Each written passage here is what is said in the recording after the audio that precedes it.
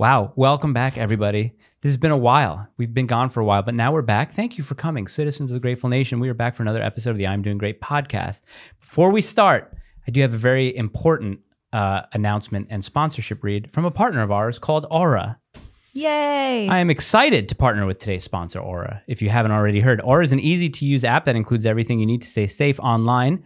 Aura protects you from scammers and hackers by scanning the so-called dark web, where criminals sell stolen information, looking for your emails, passwords, baby pictures, high school prom photos, and social security numbers. It alerts you fast if it finds anything. They help you fight back against those annoying websites that make your personal information public by automatically requesting removal of your info. Aura gives you near real-time alerts on suspicious credit inquiries, like if someone was opening a loan or credit card in your name. Their VPN allows you to stay anonymous online by keeping your browsing history and personal information safe and encrypted, and they protect your devices from viruses, malware, spyware, and more so the bad guys can't break in. Aura even helps you manage what your kids can do on their devices. You can restrict specific apps, set screen time limits, and even set focus times to ensure your child is doing his or her homework instead of binging YouTube. And their password manager lets you store and access your online passwords securely and conveniently. Maybe you already have an app that does one of these things, but with Aura, you get all of it. You don't have to download several different apps. Let Aura do the hard work of keeping you safe online. And if you sign up right now, Aura will give you a 2-week free trial with my link. You'll be shocked at how much of your private information Aura finds exposed over those 2 weeks. Go to aura.com/doinggreat to start your free trial. Free trial. It is a free trial. Also, link below in the description or scan the QR code. Guys, I'm telling you, Aura is a great partner of ours. No cost to you. 2 weeks for free. If you don't like it, cancel it. So what? Big deal. Who cares? Nothing happens. You haven't spent zero money. That was money. one of your more passionate ad reads, I think. Well, because we need the money. So we're not desperate or anything. No, we're not. Also, we've got new merch coming out. It's going to be released on the same day that we have special guest, Pints with Aquinas. Matt Fradd will be on the show. We have new merch dropping on February 28th. This is one of them, right? It's a cool, can they really see it? They can't really see it, but it's cool. It's a verse from Job 7:1. Okay, that made it a little bit worse. Look, they can see it. There you go. Yeah, cool. It's a hoodie. It's I a hoodie. like it. And it's a cool little capsule collection. So not too many things, but it'll be a nice little winter drop. Gina, please, will you introduce the guest? Because we're going to talk today about animals. We are going to talk about animals today. Yeah, goats. We're talking about toddlers a lot today. So our guest is the co-owner and head of education at GLS GOATA. He is a straight foot supremacist. We're going to explain to you what that means. He is a former quarterback for the NFL. He is Ricky Stanzi. Welcome to the show. Thank you for coming today. Yay. Thanks for having me, guys. This is going to be one of our longer podcasts, I think, because Mike, you weren't here earlier, but Ricky was here for a couple hours and he likes to talk, which is good because we like to talk. That's good for a podcast. And I don't think anyone knows what GOATA is. I've been telling Mike a little bit about GOATA. I mean, he just thinks it's goats. Yeah. All I know is you like golf. And I think you've studied some golfers, right? Like, yeah, we look at golf. Okay, see, that's what I'm saying. So that's what I'm excited That's where we're on the same wavelength right now. Yeah, mind melt. Yep. Yeah, that's one of the reasons why I feel like you would be interested in Ricky, because I know you love golf. I love golf. GOATA will up-level your golf. Will it really? Yes. Okay, we'll find out. Because the walk is the run, is the throw, is the swing. Wow. It's all forward movement. So you get better at GOATA. You get better at golf. You get better at golf, yes. Oh. Are there any professional golfers now who use GOATA? Is that the proper term, use GOATA? Or like what is... None of the big name, golfers are kind of in the GOATA I know realm. A lot of small names. Yeah, but no, there hasn't really been anybody in the PGA Tour that has adopted it. We've started to talk to... Gary assessed Bubba Watson when he was down for the Zurich. So Bubba came in. He had some right knee trouble. Didn't listen. So he had his knee... I think he had scoped or something. He had some surgery on it. The right knee would be his front Brooks Koepka was another guy that we talked to a little bit. Okay, so interesting. There's people in the golf world for sure. I just got done doing a golf podcast the other day, Golf 360 podcast with Pete Popovich. So the golf world is interested in it. Brian Gathright, Hunter Gathright are two people that we kind of partner with to go do. We went down to the Southern Texas PGA and did a presentation down there. So it's, golfers are all about turn and rotary and spiral. And so we speak that language. So it's a little bit easier for them to kind of, listen to what we're saying and adopt some of those principles. Okay, so wait, tell everyone what GOATA is. What's GOATA? Yes. So GOATA stands for Greatest of All Time Actions. Okay, and so it's a movement system, biomechanic movement system that's centered around slow motion observation of the world's most durable humans. And so what we were looking for, what the founder was looking for, Jose Bosch, we call him Coach Gilly. He studied basically the crawling baby. He studied the indigenous cultures. He studied decade plus super freak athletes that are largely durable, like a Michael Jordan, Ed Reed, Randy Moss. And then he studied these 70 plus age groupers at the track and field world championships. We were looking at him earlier, Ida Keeling, Hurricane Hawkins. And what he was looking for is, how does the body travel through space for a lifetime and never get hurt for no apparent reason? So what's leading to all this sort of fragile display of behavior amongst our population? Why are the knee replacements so high? Back problems, hip replacements. You look in the sports world, non-contact injuries like ACLs and Achilles. Why is that on a ramp up? And then what can we do to prevent that? What are the durable humans doing? So we kind of looked at those groups, or those tribes of durable athletes, and he boiled down what is called the global laws. Basically, this is how we need to move to not fall apart. We need to train these types of behaviors back into our system. It's something that's there from birth. It's there in the embryological perspective, but in our modern society, a lot of soft chairs, a lot of soft shoes, a lot of improper training, improper behaviors start to kind of seep into the nervous system. Those bad inputs become bad outputs. We just need to exchange them with good inputs to kind of get those good outputs back. And then we can kind of diminish the pain and put some of those either non-contacts to rest, and then not have to eventually get a hip or knee replacement when you get older. We're going to talk about weightlifting definitely today, but the way that I like to frame it is that people who have been in the fitness world for a long time, like we've been given the mainstream narrative on what it means to be strong, lifting weights and all that. But there's something interesting about GOATA that just kind of almost makes everything crumble. Like everything that we've been taught in the fitness world, it makes you see everything very differently. And I was joking with our friend RJ, who's in the corner there today. He's the one who introduced me to GOATA. He jokes about how it's like the 5 stages of grief. Like someone who has been working out like a lot, whether it's lifting weights or has just been in the world of sports for a long time, like you're taught these things that are completely antithetical to what you guys show us in GOATA. So, I mean, let's start with like, what are the basics? Like what are some of the common denominators that Gilly saw in toddlers and indigenous and durable athletes? Yeah, so we call them the global laws. The first one that we usually talk about are columns. So columns would be the 2 sides of the body. So your 2 sides of your body are made up of a base, a foundation, which would be your foot. And then it trickles up as almost like a kinetic chain: shin compartment, thigh compartment, shared torso, bicep compartment, forearm compartment. You get the idea. You have these 2 columns, and they need to really be stacked. They need to be organized, but they're built to move a certain way. Now, at the base of that column is the foot, obviously. And we talked about this earlier, about this analogy that we like to use to give you an idea of how these columns are going to play out, or how they're going to behave when we go on our normal sort of design, which is our walk, our jog, our run, our throw, our swing, cut, juke, jump. You can take that pattern and you can turn it up, or you can turn it down. Now, our basic is going to be the walk, but at that base of the column lies a foot. That foot has to behave in what Gilly observed is inner ankle bone high. Okay. So when we're saying inner ankle bone high, that bony landmark that's on the inside, the base of the tibia that you can kind of touch and see, should be a little bit higher than the fibula on the outside, the outer bony landmark. These are at the base of your guy's ankle if you're looking at this. We can switch to this screen, honey. Let's take a look, and then Ricky can kind of walk us through this. I mean, is this a good one to kind of look at and explain? You can see the feet, and you can just kind of see the contours of the foot. Now, some of these are in an open chain where there's the body is getting ready to land to the ground, but more or less, you want that foot to be stable and to hold a strong platform so that column upstream, it can behave a very specific way. Now, the next global law that we talk about, which would be bows and corners. So bows and corners is how your body's going to deal with pressure. So each system of the body is moving something. So the cardiovascular system is moving blood, right? Pulmonary is moving air. Digestive is moving food. Well, what's this musculoskeletal system moving? That's where it becomes a little more elusive, because you can't really touch or see this thing that's being moved. It's pressure, body weight, center of mass, weight transfer, right? We've heard this term thrown around in the sports world a lot, but what it comes down to is when we don't assess for pressure, we can't really understand how that body's going to organize it during the loading and the transfer. So we have a loading and a transfer of this pressure on every single step.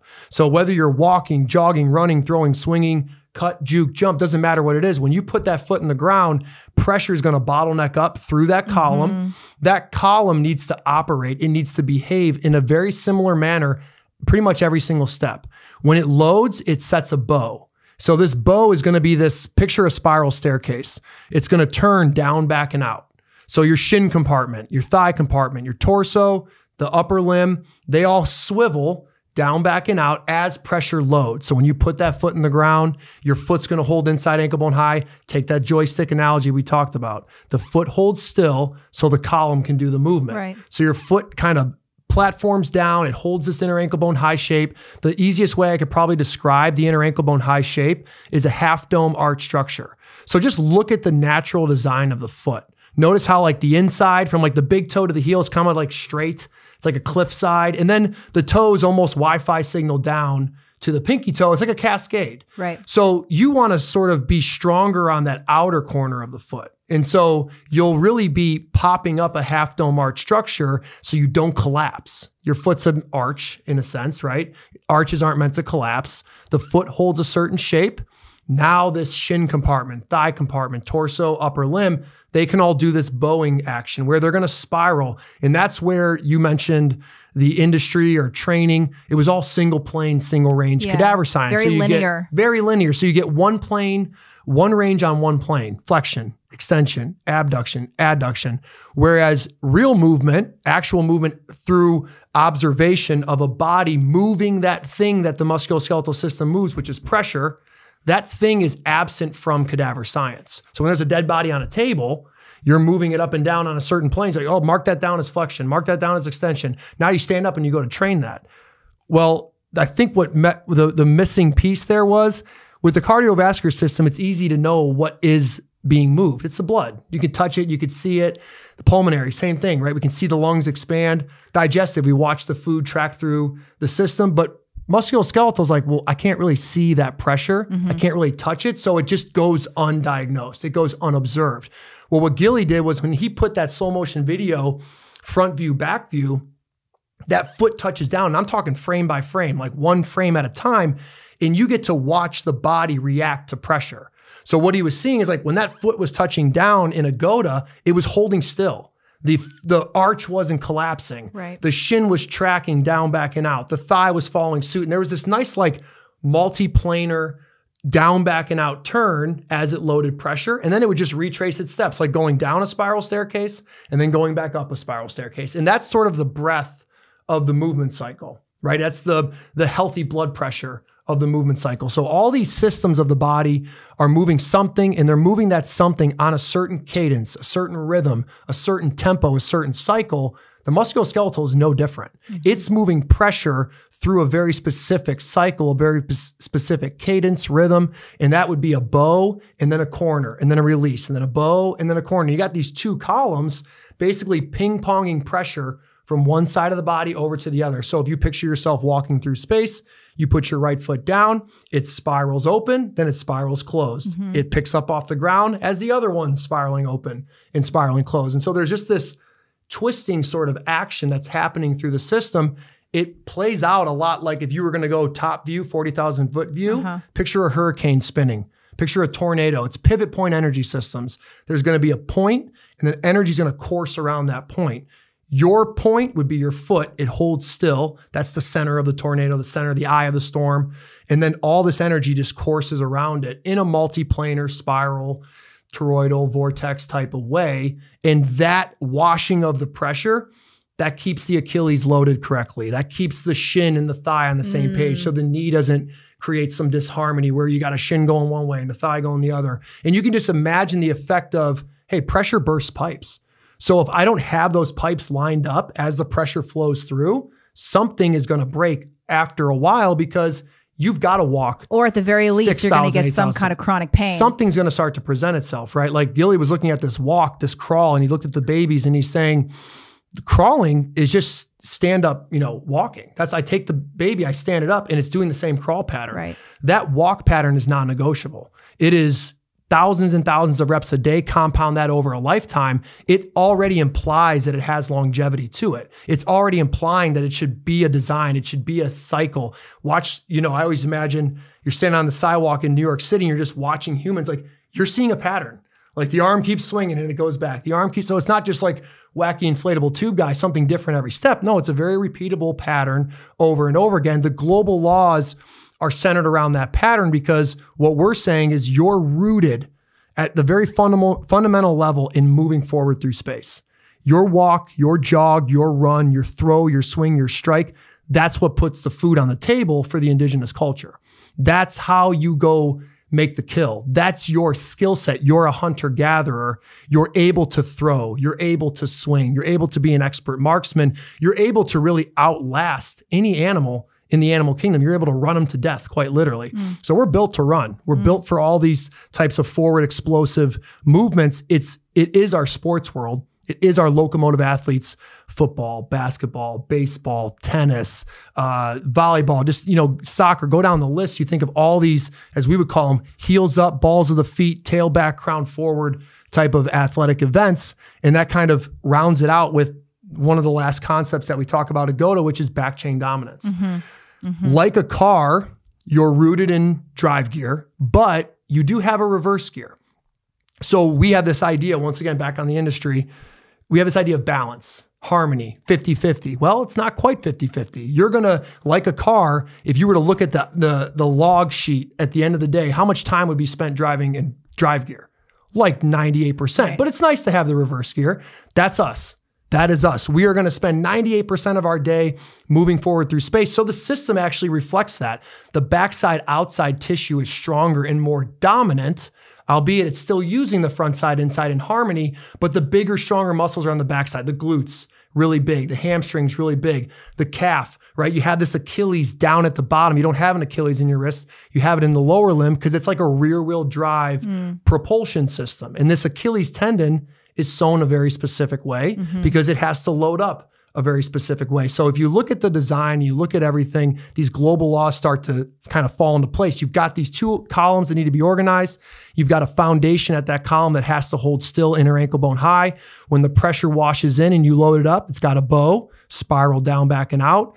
When you go to transfer that pressure, it's got to retrace its steps and go up, around, and in.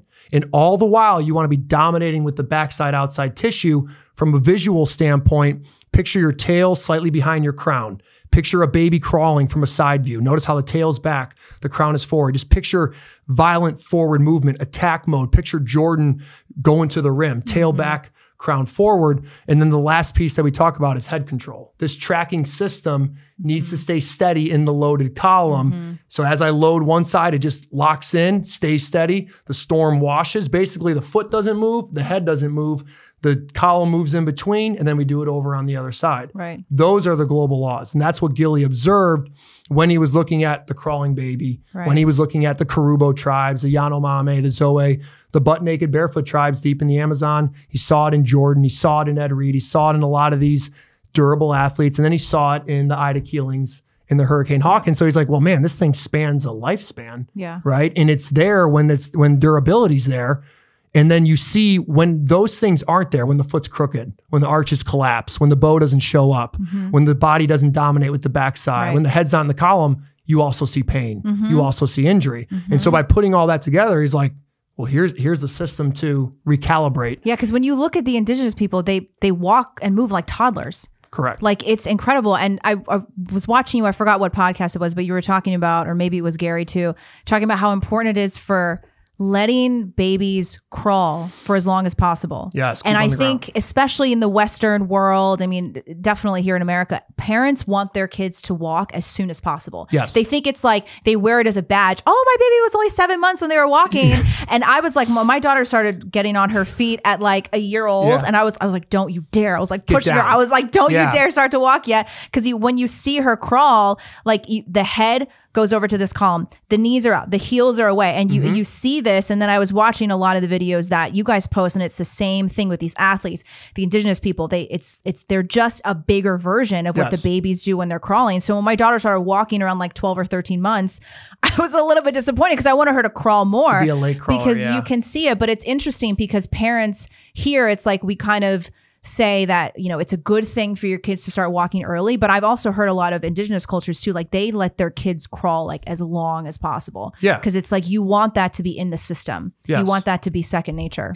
I think a lot of the problem with the standing the baby up early is that exactly that. We're standing the baby up early. Yeah. We're grabbing it by the arms. Right. We're making it walk because we want it to. Like you said, it's a badge of honor for a mother and a father to say, oh, my baby stood up and walked. And I'm like, oh, no, you really don't do it. You did it. Why'd you do that? Like, knock that thing down. So when you're doing that, you're picking this baby up. It's not ready for that. It moves faster through a crawl stage. So it can get from point A to point B more sort of efficiently for itself in the crawl, first off. But then, like you said, if you're now, there's like this little competition going on with parents to get their baby to stand up. When you start to grab that baby's arms, you're now almost acting like a puppeteer for the baby. And so you're, like I said, this column has to organize it's almost like puzzle pieces. When one's opening, the other one's closing. Well, now you're holding this baby and you're arresting its upper limbs from moving. You're stopping its spine. It's like putting a barbell on its back and you're making it walk and it's doing this. It's like the baby wants to swag walk. It wants to kind of wave back and forth. The other problem is now you got your baby and you're holding its one arm to your side. And it's like this, and it can't get its head in the column. It can't let its spine. So there's a lot of problems. Can't organize. There. It's not meant to be walking at that point, right? Let it get up and move around when it's time to get up and move around. Now, there's a range there. You know, a late crawling baby would be like that 16-month mark where like sometimes you'd be like, stand up already. I remember we had my son's baseball team. There was one daughter there and everyone was like, she's not standing up yet. And I was like, I'm the only one applauding. And I'm like, she's doing great. And like, she's not, well, I'm like, she's going to be straight foot. She's going to be, and now she's the bow-legged fast kid because she stayed down there. She actually developed more strength than the baby that stood up and was, you know, wobbling around like a drunk person, basically. Okay, so let's talk about bows and corners a little bit more. I want to pull up, here is, I don't know if this is a video. Yes, that's a good image of it. Okay, so there you go. Yeah. Explain what's happening here. Yes. So like when you see the word bow flash on the screen, notice how from where he starts in the corner, it comes back down into a bow. So that's that down, back, and out. And then the corner goes up, around, and in. So down, back, out, up, around, in, down, back, out, up, around, and in. And that would be sort of this breadth of the movement cycle. Now this is a run. This is going to be a sprint. So as the stride length gets bigger, the pressure wave exchange gets louder. So now there's a little bit more of a bow shape in his leg, but that same bow and corner is taking place in your walk. The bow would be the loading of pressure. So you can imagine almost like a catapult or like a spring. He's going to load up into that bow. As we say it, your bow is your squat. Your squat is your landing. Right. So the squat's the landing, the toe touch or the hinge is the leaving. So that concept of like open, close, open as pressure presents into the column, close as you want to transfer the pressure out of the column. And so that image right there is just basically loading pressure, transferring pressure, loading. It's not a piston like this, up and down, Legos. It's not Legos. It's hurricanes. And so it's going to be this winding action, like a wind up toy this way, as opposed to Lego guys that are just able to move up and down, which is kind of what's taught. So you mentioned the squat. I mean, because the mainstream fitness world, when you think about a squat, I mean, we were talking about Ido Portal, right? The deep squat challenge. Yeah. They just want you to get down there. It doesn't really matter. However you get down there, get down there. It doesn't matter what the position your feet are in. They just get down in the deep squat as much as you can. But why is the traditional fitness squat wrong? And how does it relate? Like, how do you guys teach the squat? That's a great question.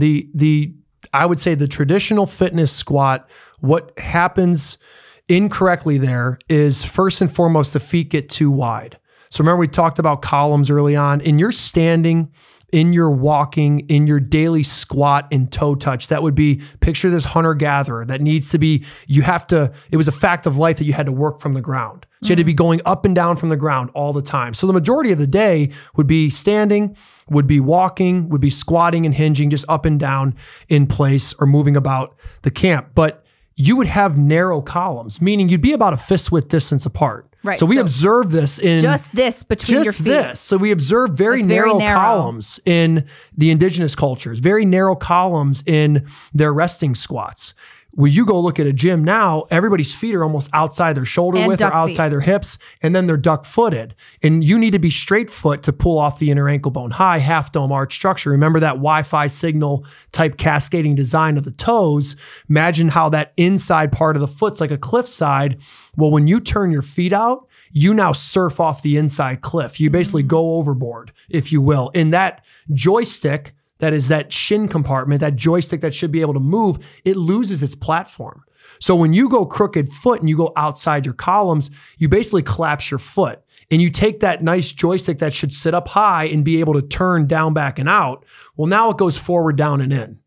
So it goes forward, down, and in, it gets stuck. And so we see a lot of people where their feet are crooked, their shins are stuck in, and then they're just like going up and down on that knee. What it's turning into is a foot going one way, pointing out, a shin pointing in, and then a thigh pointing out.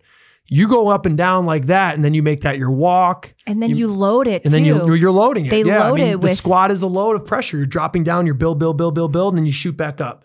Build, and you shoot back up. And so you're learning, when you're squatting, you're coding your bow, is a simple way to say it. How you're going to land will be reflected in your squat pattern. So when we do all these assessments with people, they'll stand in front of us, and we start to see what they're going to look like when they squat. They haven't squatted yet, but it's a theme. They are who they are. Like, you know, when people are like, my posture. Like, yes, that's a real thing. Like, you have a posture. You have a certain way that you're organizing right now. So when they show up and they're standing a certain way and that right foot's a little crooked, I know that when they go to squat and they go to load even more pressure into that right foot, it's going to get even more crooked. It's going to give them more inside ankle bone low. That shin's going to go even further down and in. And then when they go to walk, it'll be there. And then when they go to run, it'll definitely be there because it'll be a louder version. So your squat is going to be a fractal of your movement through the day, right? It's going to explain how you're going to load up that pressure inside that column. So if someone's got a crooked foot and you guys are squatting up and down crooked foot, go watch your run. It'll probably be crooked foot, and your squat pattern will look just like your landing pattern, your bow. Yeah, because I mean, in the fitness world, it's all about how much you can deadlift, how much you can squat, how much you can press and all that. But then when you look at these guys, they're putting 200 pounds loading on their back, and then they're squatting down. Inner ankle bone is low. Yeah. And then it's like, I don't know how, I've lost count of how many people I know who've done CrossFit forever, who've just done traditional weightlifting forever. Everyone gets injured at some point. Yes. It's just like, it's not a matter of if, but when. And it's always like a lower back injury or, something goes out on their hamstring or something. And then when you look at the way that their feet are placed, and then you can see it's the way that they walk too and the way that they run. Yeah. And so that was a really big thing to kind of unlearn. Because I remember when I first started working with Susan here and she said, okay, fist width distance between my feet. I'm like, what? That feels so narrow. And I'm very flexible. And I've heard you talk about this too. I'm very flexible. Like I can get, and I mean, genetically, I'm very flexible. I've worked on flexibility. So I could get in that deep squat, go all the way down, but my feet were like this, they're wide, and my knees were kind of collapsing in. So when she told me, there's just the fist width distance, I was like, I couldn't even get down there. Right. And it was like, but I didn't have, it's like almost I had the wrong flexibility. Yes. And then I messaged once, you were talking about the narrow feet. But when I finally was able to get all the way down to the bottom of my squat, for the first time, I didn't have that pain in my right hip flexor. Yep. For some reason, because even though I was able to get down in that deep squat with my feet in the duck foot position, I always felt a little tinge of pain in my right hip flexor. I don't know what it was, but when I finally put the feet straight, I still need a little assistance to get down there, but my hip is relieved. Yes. Why is that? Well, because you have harmony now. Like that's the big thing is now if your old squat, the one that's bringing you pain, your feet are crooked. So that image I painted earlier where the foot's going one way, it's going out. The shin's going in. And the thighs going out. So you have, they're not in harmony, whereas it should be a joystick where the foot should just point straight, it should hold still. The shin and the thigh should be on the exact same cadence because your hip's obviously a ball and socket. The ankle is a ball and socket as well. It's not identified that way. It's identified as a hinge because they identified cadaver science. They didn't watch it bow and corner through space.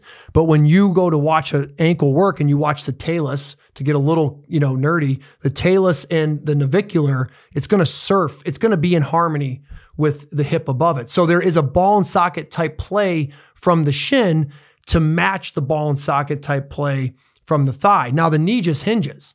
So the knee's hinge health, the knee health is dependent upon the thigh and the shin staying on the same page on the loading and on the transfer. Well, what's going on in your squat is you're going like this.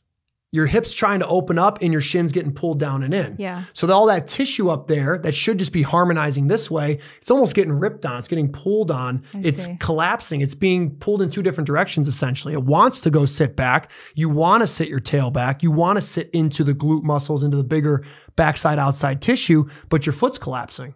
So your foot's pulling your system down as you're trying to sit back. There's just no harmony in the system. So when we get your feet close, when we get you a stronger, stable foot through the ball of the foot, then that ankle, that shin bone, that shin joystick can sit up nice and high and it's free to open and close. And now the shin can finally go with the thigh. Mm-hmm. So then that hip flexor is like, oh, thank you. Finally. Like you stop the tug of war. You're playing tug of war between your shin bone and your thigh bone. Mm-hmm. Let them play on the same page, almost like the door hinges. Like let the door open on the same cadence as opposed to one half the door is going one way and the other half's going the other. That's a broken door. Mm-hmm. So that's kind of what's happening to people's knees in a sense is upper half's going one direction, lower half's going the other. Talk about why chairs are bad.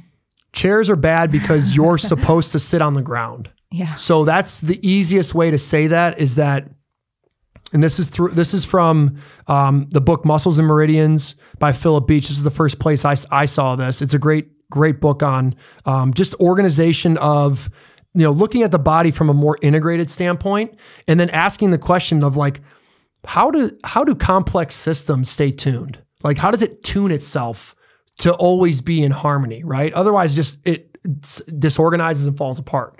So his theory is, well, terrestrial animals are built to rest on the ground. Like the dog, the big cat, they just rest on the ground. We're built to rest on the ground. And these are things that you've probably seen your daughter in, where they're sitting in a crisscross applesauce. They're sitting in a seiza, as we would say, which is Japanese sitting posture. Picture sitting on your shins with your toes in and your heels away.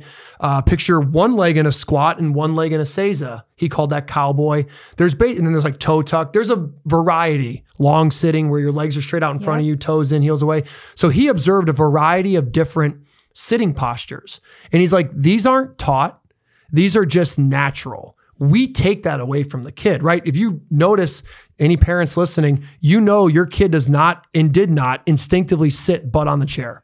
They sat every other possible way, butt on the chair, feet on the ground. You taught them to sit butt on the chair, feet forward, because you wanted them to look like everybody else and not be a psychopath at church or at school.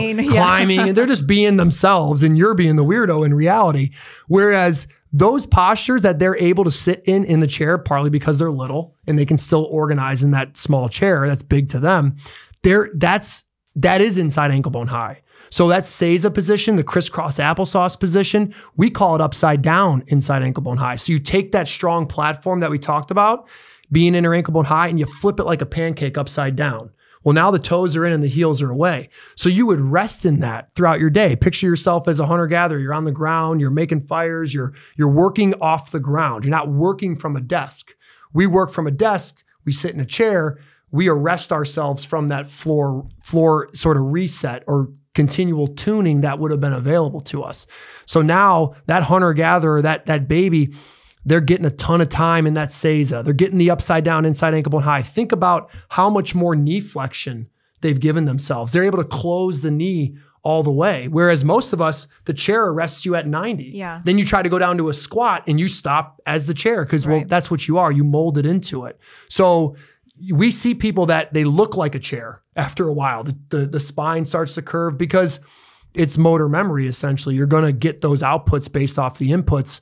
We're supposed to rest on the ground. It's not that I think we're not, we're sitting too much. That's not necessarily the problem. It's where we're sitting. And then we try to fix this with the stand-up desk, but then everybody's just standing up, and now picture what you're doing. You're putting your hips against the counter, as we would say. Well, hips against the counter is tail forward, crown back. Opposite. You want to be, when you're standing, you want ear, hip, and ankle all in a straight line. But most people stand with their hip push forward against the counter, and that just shortens the system. So we try to fix it with stand-up desks. The real answer is more of a floor desk, or chairs that will allow us to mimic. I saw you had one downstairs, the Seiza chair. Yeah. Just allows you to get into upside down, inside ankle bone high, allows you to feed a little more tail back, crown forward, allows you to keep a better resting posture because you're going to have a lot of time under tension in your resting derivative throughout the day. So if that is not in a good organized manner, it's going to start to show up in your movement. Right. Do we sound like hacks, Mike? No, not at all. I'm listening. I'm taking everything in. What I wanted to talk about was his personal history and how he got into GOATA. So a little bit about WOTA? his... Did you used to be WOTA? You were WOTA? I think I have a photo on because I was thinking, I was like, Ricky's if you go look at my page, acronyms? If you go to my page, WOTA is the opposite. So WOTA is worst of all time actions. Check out, you see that one where it's like the green skeleton? Yeah, right up there. Yes. So those are my feet on the bottom right. That's Iowa. you. That's me. So that makes me feel so much better about myself. Because I was like, shit, Ricky's going to see me walk. He's going to see I'm WOTA. No, look, we all came at this. What do you think brings us here? You know what I'm saying? True, and that was so to answer your question, that was my journey. Was 2010 was my last year playing at Iowa. So I was transitioning into the 2011 draft, and I felt physically that I needed to make a change with my throwing motion. So that's where my sort of that was the little rabbit hole that I went down that just turned into going around the corner, just getting deeper and deeper into this movement game. But through the lens of the throw, that's what brought me into it. I went and I had the fortunate ability to work with Tom Martinez, who was Tom Brady's throwing coach since he was 12. Okay. So I got to kind of he was the first guy that's kind of brought up planes of motion to me. He was taking a biomechanical approach. I got to watch all this crazy cool video of Tom Brady working out one-on-one in close proximity, frame by frame. Got to see his throw, got to see John Elway's throw back in the Stanford days. So that was one of the first times where I was I've been watching slow motion video. I've been watching X's and O's, but I've never really watched the throw frame by frame and tried to dissect what I was doing versus what the great throwers of the game were doing. And then that just led me down for a long portion of it was I developed essentially the yips because I was paralysis by analysis. Right. Now I'm as you guys can probably tell by my behavior, I'm in it. Whatever I'm into, I'm in it. So I went deep into the throw world and I try to change everything. I try to look under this rock, under that rock. At the same time, I'm getting interested in biomechanics. So now I'm trying to learn not only what's here in the Western world as far as the Western arts of movement. I'm looking at Kelly Surratt's work. I'm looking at the Supple Leopard. I'm looking at some of the great gymnastic coaches in the area. I'm looking at any just different way to build strength, to build mobility, all these buzzwords. I'm looking at books now. I'm reading books on biomechanics. I've never read those books before in my life.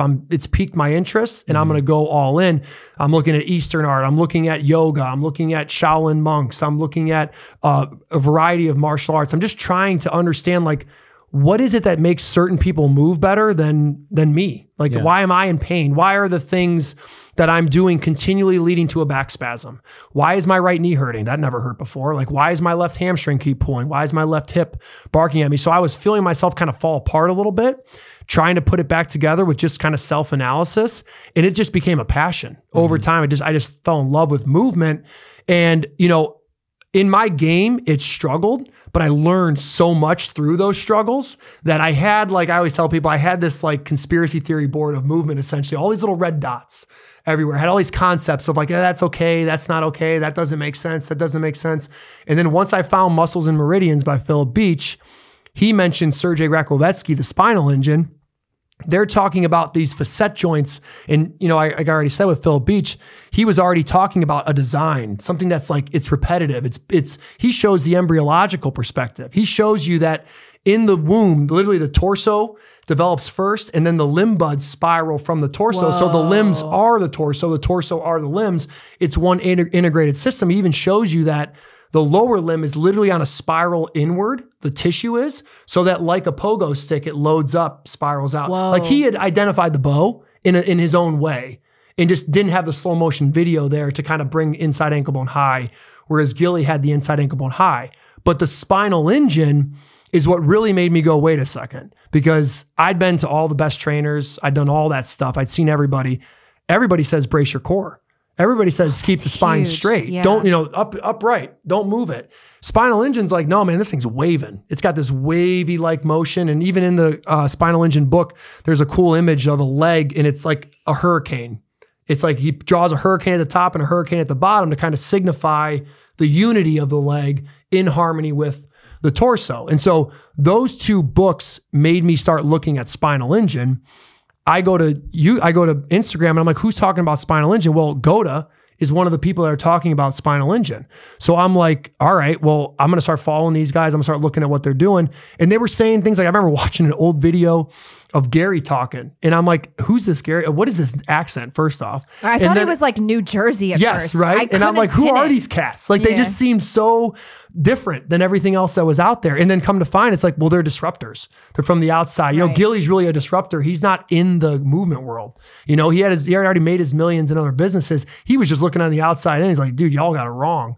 And when I started to pick Gilly's brain, that's when it happened, because he was the first teacher that didn't sit up there and say, look what I did, look what I created, look what I have. It was more of, hey, Rick, go watch this.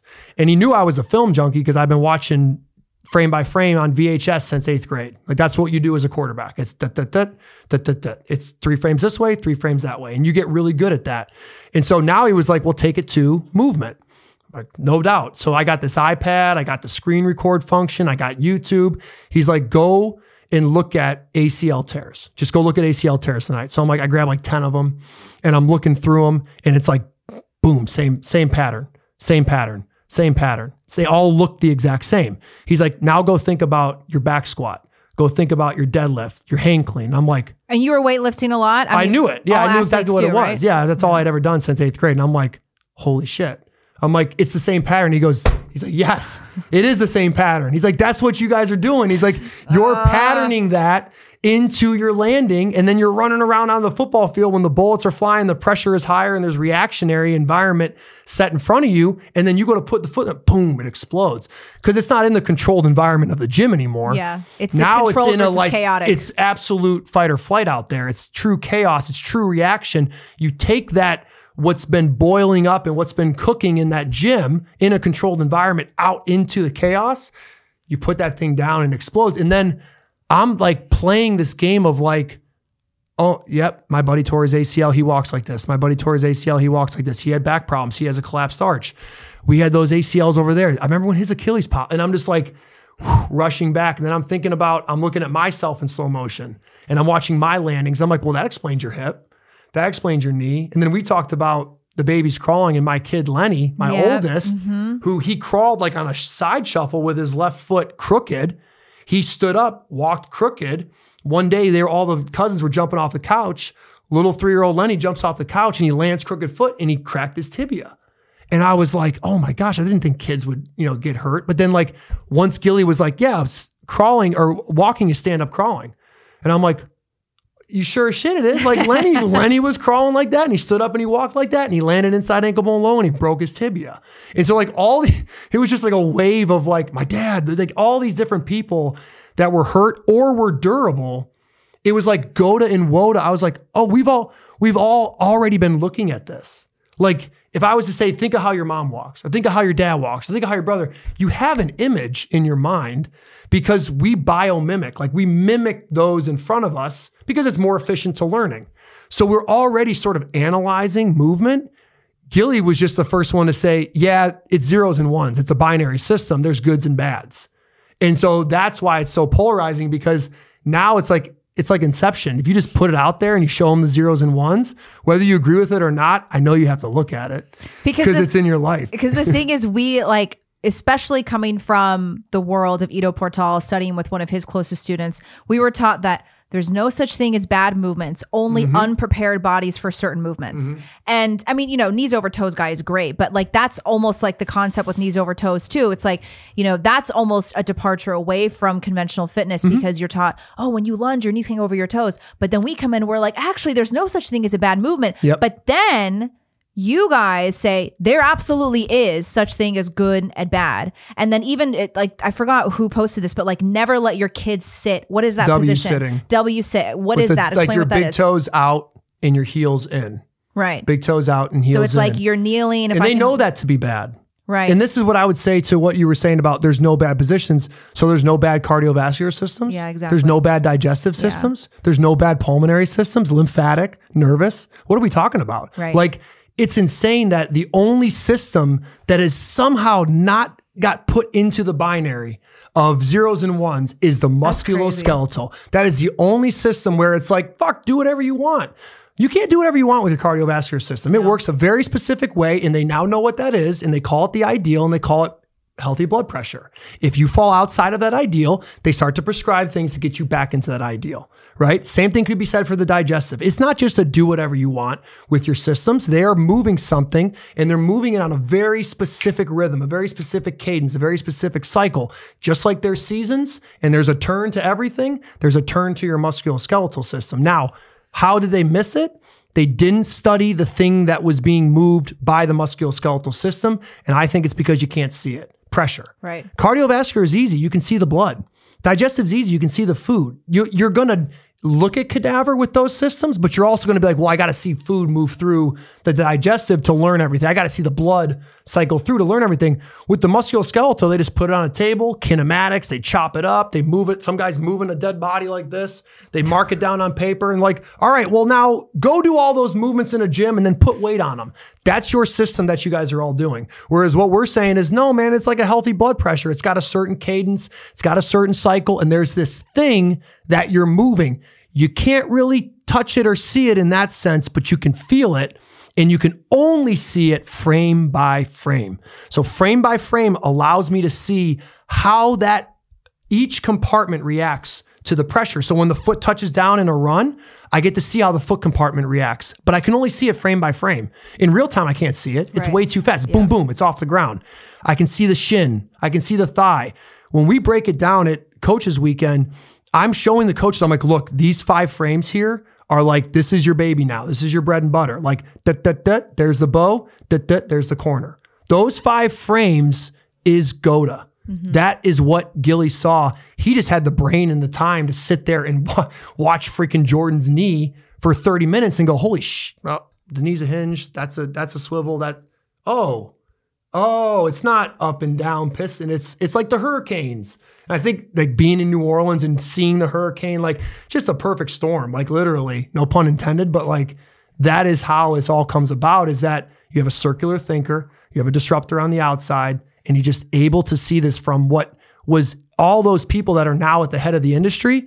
They all just went through the books the same way, like this. They never went to see it so depressing. From the aerial. It's depressing. It's uplifting. I don't know. It's awesome. Because when you see the way that everyone moves, like now, especially. Oh yeah, in that sense. That's so fucking depressing. You're all fucked. Like I watch all these people that I know in the fitness world, and I'm looking at it, I'm like, nope. The way that everybody walks, you guys have, I can't even like look at people walk now. You're welcome. When I meet someone, I'm like, I watch them walk. We make everybody a GOATA coach. And this is the cool thing, is like, we talked about this earlier. Just so you guys know, we already had a podcast downstairs. We were eating, just so you guys know. But we don't know that our inventions are bad until like 3 decades flies through the system, meaning like cigarettes. Like we used to prescribe these things. We used to say, have a cigarette after dinner. It'll help settle your stomach. Now there's like commercials, truth commercials, where they're like calling it out. Well, why is that? Well, you watch 3 decades of cigarette smokers and you see the collateral damage, and you start to make adjustments. The chair's having its day. Now people are starting to go after the chair. The shoe's having its day. You mentioned some things in the diet world. Go think about all the seed different oils. Right. Like they had time to kind of go through the system, go through the population, and now we got to watch things happen. That is that sort of graph that you're seeing with joint replacements and non-contact injuries in sports. That graph that you're seeing is the bad behavior that has now, it's seeping into all levels of sport, all levels or all ages of people, and it's everywhere. And now it's probably only going to be more challenging because of the tablet. Now it's like, it was already bad sitting in the chair, but at least things were in front of us. Now they're like this. Yeah. And they're right here. So there's even more of a pull forward, down, and in, as opposed to we don't look over the horizon anymore. We have no reason to, right? We're never outside. You look at the world as it's built for you. You got this big sensory deprivation shoe at the bottom of your foot with this huge padding at the heel. You got these nice etched out sidewalks. There's no thinking involved when you're walking. It's just autopilot. You're just going. Now you go watch the Karubo tribe walk through their landscape. No two steps are the same. There's no sidewalk there. Every single step is a calculated sort of, you're in it. They're like this. Their tail's a little bit back. You have to be more tuned in. You're not going to be sloppy with your feet when you're barefoot and there's sticks and twigs and all these things. You're going to place your foot down correctly, right? It's like I always use the analogy or the imagery of, picture how a Navy SEAL clears the room when they go in and the tail gets back and the crown is forward. They don't walk in there with their tails forward, their heads, hey, what's going on here? No, there's like an innate, like shit's about to go off. And we need to be in a ready attack position. The same thing that you see when that Navy SEAL goes to clear the room is the same thing you see with Ed Reed when he comes down. When he comes down from the safety position and he's coming into the box, Ed Reed is that Navy SEAL. Right. He is that Hadza tribesman that comes down into the box and you see his tail kind of creeping back and you see his head creeping forward and you see he's on the balls of his feet. He's in attack mode. It's the same thing that I see from the cheetah or I see from the puma, or they're getting in there and they're like getting into their back chain and boom, they explode. It's Jordan attacking the rim. It's all right there, but you got to look. You got to look and you got to watch. You got to watch movement. You got to watch it play out. And I think Gilly had the mindset of, let's let this thing play out like National Geographic. You know, you go watch a National Geographic documentary. How do they learn about the animals? Do they go up there and talk to them? Do they kill them? They sit back in the bush, shut up and just watch and just observe and see and learn. And that's what Gilly did. He's just watch them move. Just sit back and watch them move. Now, after I take that National Geographic approach, then I can go look at the cadaver. And then when I look at the cadaver, I can go, oh, did you know that everyone's Achilles and their leg tissue is sewn on a spiral inward?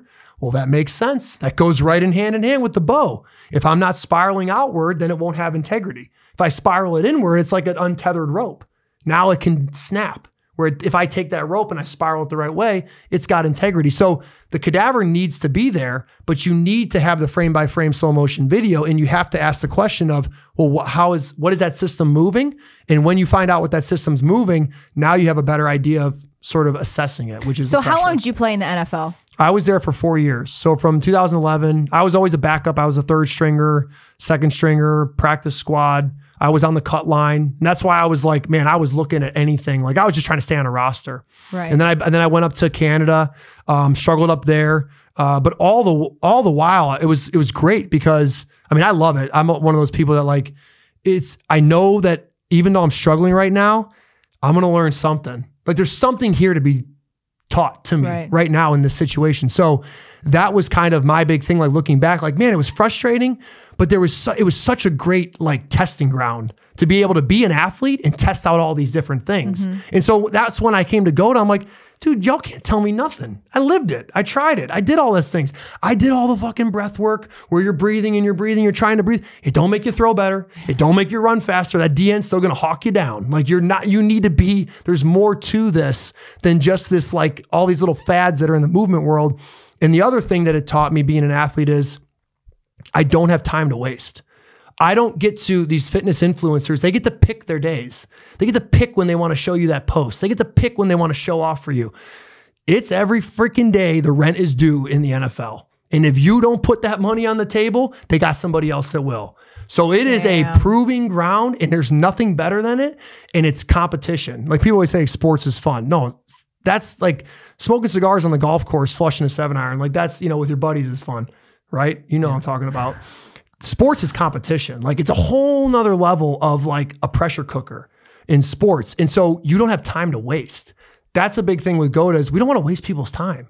Like you don't need to just be going around and they're doing all these nonsense workouts. You can go direct to what you need to fix so that you can go play. Because most people's goals aren't really to work out. There's something on the other side of that working out that they think they're going to have access to if they go through the workout. But what they often find is the workout just leaves them from the thing that they want to do anyways, because they fall apart during that process. So we want to spend less time working out, more time building the direct correlation to what health is as far as the musculoskeletal system goes, then it's like, man, go do your thing. What is your thing? I don't know, but go do it because you can go play now because you got your lease on life back, you got your freedom back. One of the reasons that people want to work out is aesthetics. Yeah, but I think what most people just totally fail to understand is that aesthetics largely comes from what? Your diet. Sure. That's what it mostly comes from. So if we were to approach movement and fitness and workouts from a perspective of like, okay, well, how am I going to move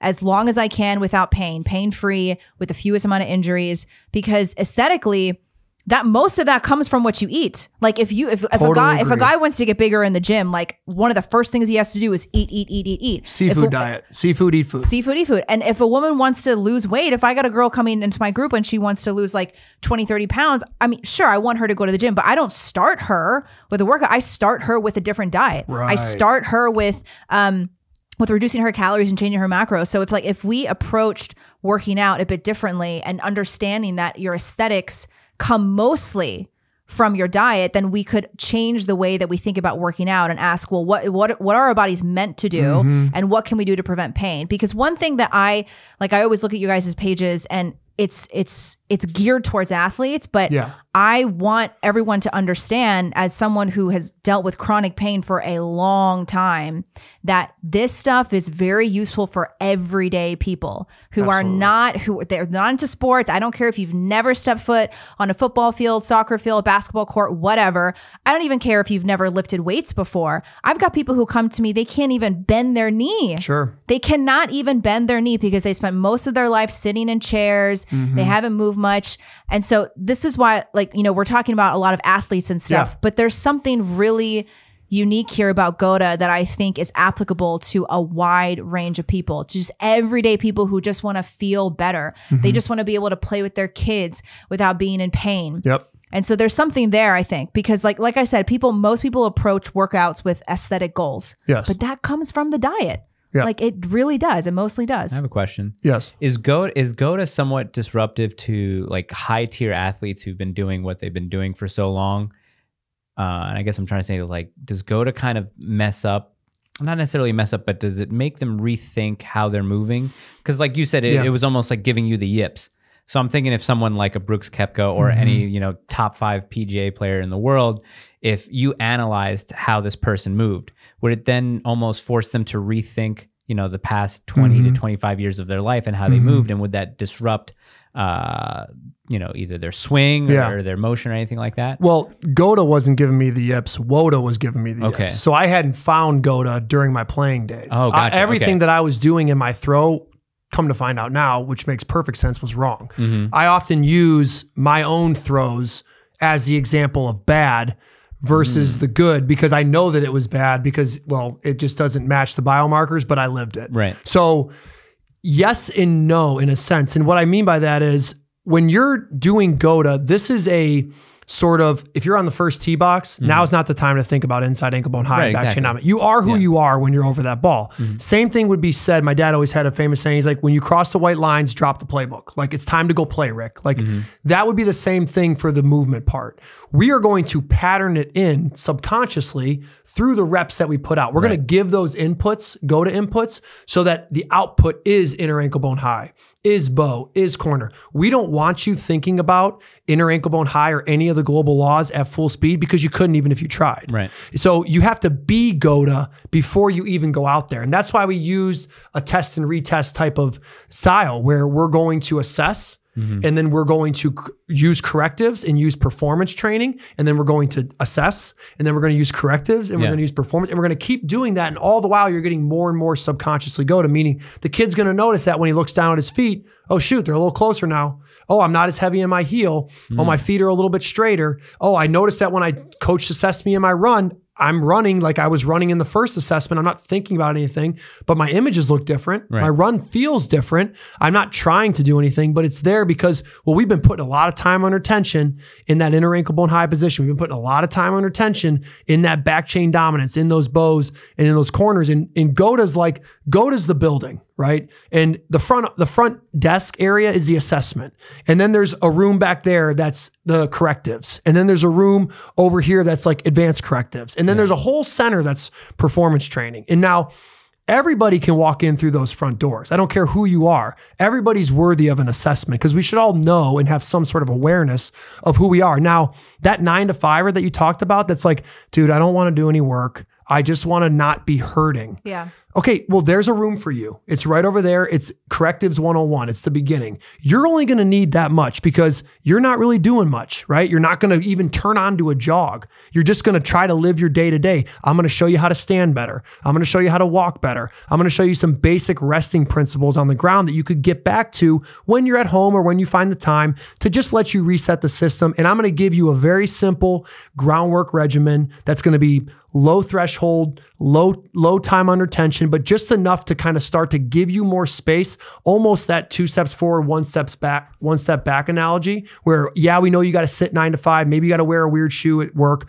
but you have something to stop the compounding effect. That's what people are dealing with is the bad behavior just goes into a spiral where it compounds and it gets worse and it gets worse and it gets worse. And there's nothing to stop it. There's nothing to arrest that bad collateral damage.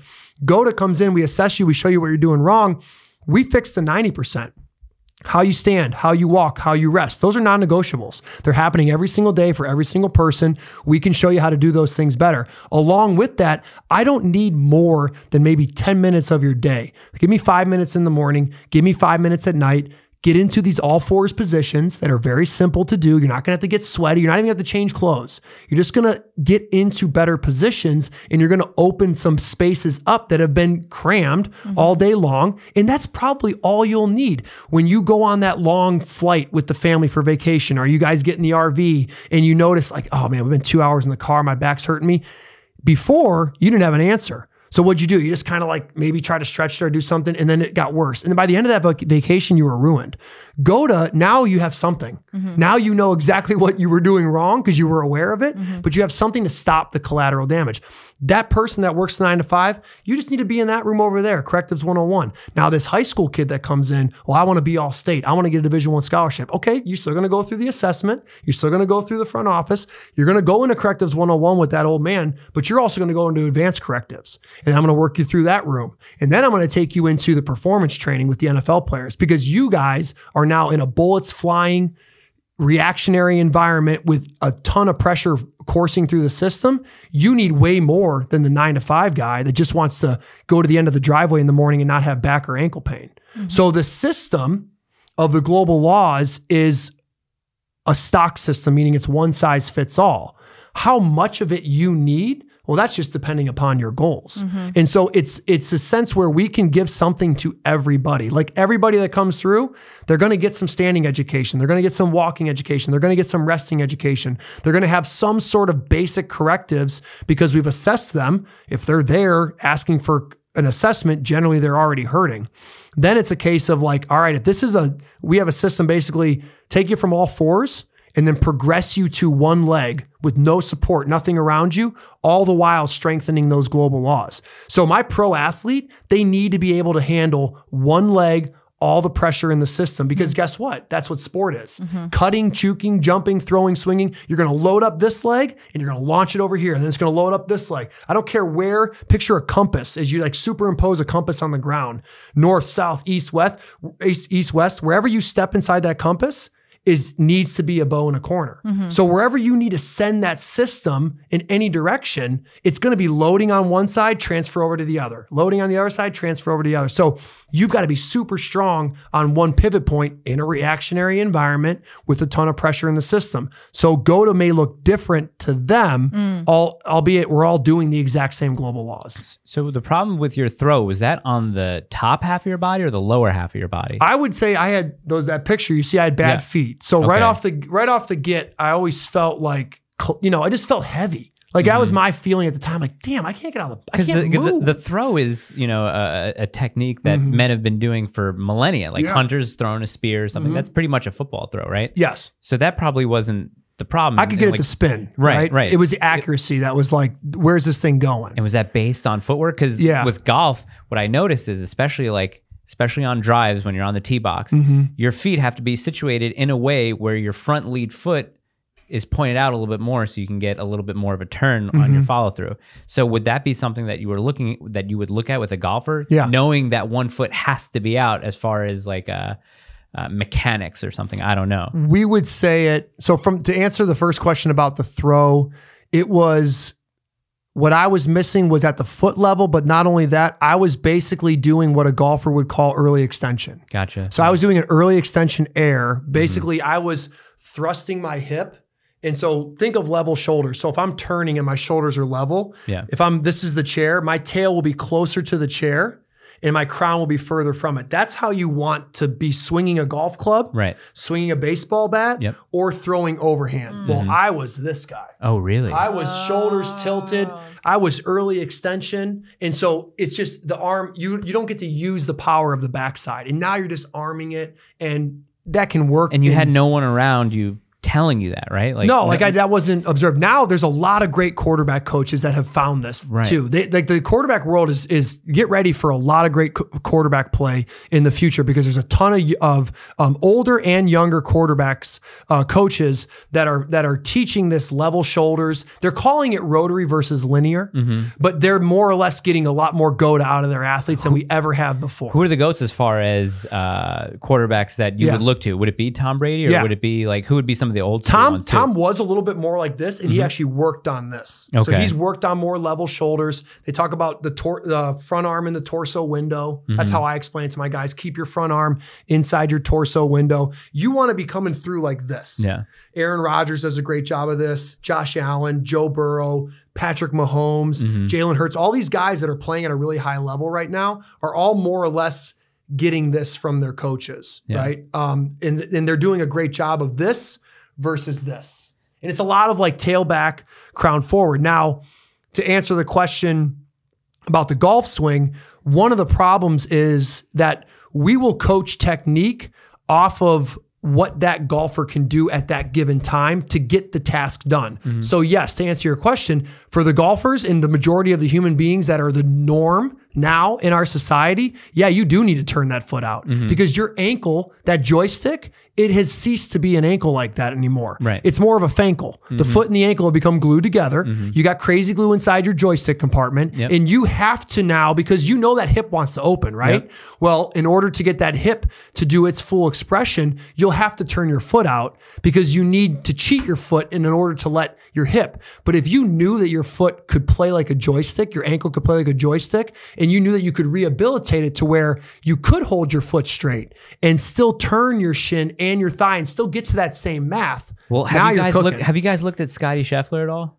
A little bit, yeah. He's got some wild stuff. His wild stuff with his feet movement. I'm wondering if that's something that you guys would be interested in. A lot of these guys, to point you to two examples, I was just talking on that golf podcast, Golf 360, and we talked about Justin Thomas and a younger Charlie Woods. Charlie now is kind of losing it a little bit, but the back leg, what you'll see is on the back foot, there's really two things that could play out in the downswing. So as the downswing is transitioning, right, the knees moving inward, right? Do you want to try and pull up like a slow motion golf swing on YouTube? Yeah, we might have look one up like a Justin Thomas. Yeah, you can look up Justin. Slow motion golf swing. But basically, as the knee's moving inward, there'll be basically one of two things that happen. As the knee moves in, the heel should immediately go up and away. Yeah. Okay, well, not many people do that. As their knee goes in, what you see is the heel and the foot go down and in with it. So we would call that cutting the corner, versus, you may get a good look at it here. You should probably see Justin's back heel go up and away, but we would more or less want to be in a front view to see it. I don't know if it'll give you this. Or the side view. But so you guys 3D, can see like the downswing. Like he's in a backswing here. This would be your bow. So you're loading up your right side into a bow. And then you're going to transition into a downswing. So now my knee's going to start to move in. Yeah. You can see his knee moving in. And we want the heel to go up and away. Yeah. So he does a pretty good job of it. Whereas as you can see how he's kind of getting into the ball of his foot.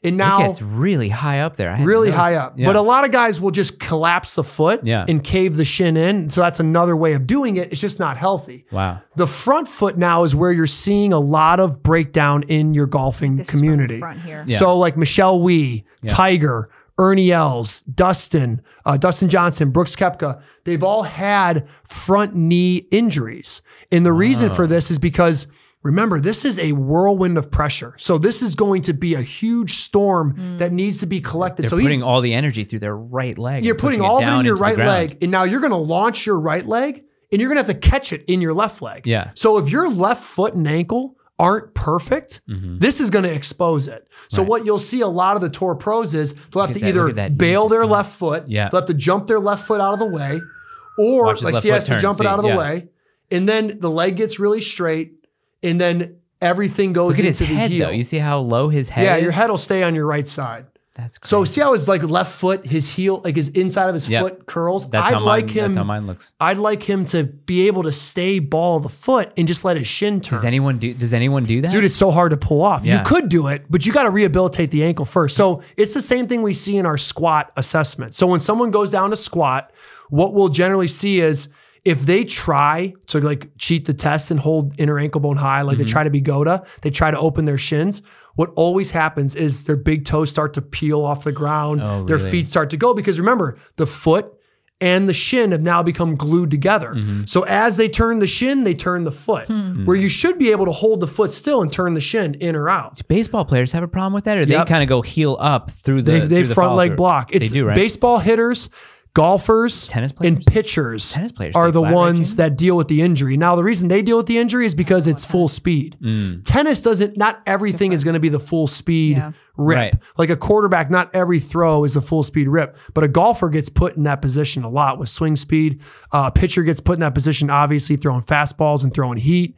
And then you see it a lot in, what was the other one I was just saying? You had golf, you have golf, you have baseball, the baseball bat, right? The baseball swing.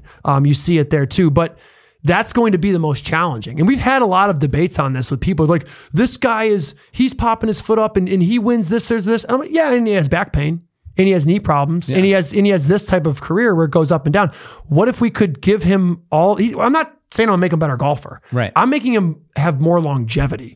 There's the difference. You can be explosive as a WOTA, and you could be explosive as a GOATA, but you'll only be durable as a GOATA. In this game of sports, competition is not a 1 rep max. It's sold to you as a 1 rep max in the gym by your trainer, but it's a marathon. It is a long, enduring season. As you know in golf, right? These guys are battling. So if you've got one little bad behavior and it starts to get into the system, now you got to play with pain. If we can eliminate athletes' pain, we've immediately increased their performance. You mentioned the ideal, right? Yes. You guys study off of the ideal, and then you mentioned, how someone's blood pressure would be based off of the ideal. But remember what we talk about when we have like Dr. Charlie on or Amy, when doctors they're not assessing by like the GOATA standards. They're not taking the most healthy people who've ever existed and they're saying, this is where your blood pressure needs to be. These are the actual levels of blood that it should be at. They're just going against... They're taking the average of what exists. Which isn't necessarily healthy. We're all wrecked, So what I'm saying is like, it'd be kind of cool if medical practitioners could do that work based on like GOATAs, like I guess like the healthiest people of all time. Like what are these people doing? Assess my blood to theirs. And exactly. That'd be pretty. That's the idea. Norms versus ideals. Like there's going to be a lot of norms that aren't going to be good. Right. They're just normal because we are all doing them. Like we could, fucked. we can all look around and be like, oh man, shoot. Like it's like this is the age of like this thing here has opened the door to more research than we could have ever imagined, and that's just information overload flying everywhere, but. A lot of questions are starting to get answered because a lot of people are asking questions. A lot of people are wondering, like, why is there a health crisis? Like, we are in this technological age, so to speak, where we have all this free information and like, we're supposedly supposed to be better, bigger, stronger, faster. We're supposedly supposed to be that. But like the actual stats would kind of point to the opposite. We seem to have more mental health issues. We seem to have more body issues of all systems. So like, is it? Or have we completely missed the mark and are we just really good at being comfortable? Like, is that really what it is? We're really good at comfort and we're not really good at knowing who we are innately and then actually going through the certain bouts of discomfort, if you will, or readjustment to get back to those ideals. Okay, I have a question. You don't break my heart with this one, please. What about pull-ups, rows, muscle-ups? Don't laugh, RJ. Because he already knows what I'm about to say. I know I'm gonna hate you for this. Don't tell me that you should not do pull-ups. I'm gonna phrase this. Don't tell me that I should stop doing muscle-ups. I'm gonna let you down gently here in a way that's gonna. No, you shouldn't. But hang in. And here's why. So remember we talked about the car analogy, okay? That the car is rooted in forward movement. So it's rooted in, designed obviously to go forward. It has the caveat of reverse gear. We are similar. We are rooted in dominating with the backside outside. We're rooted in the bows in the corners and going forward. We do have a reverse gear.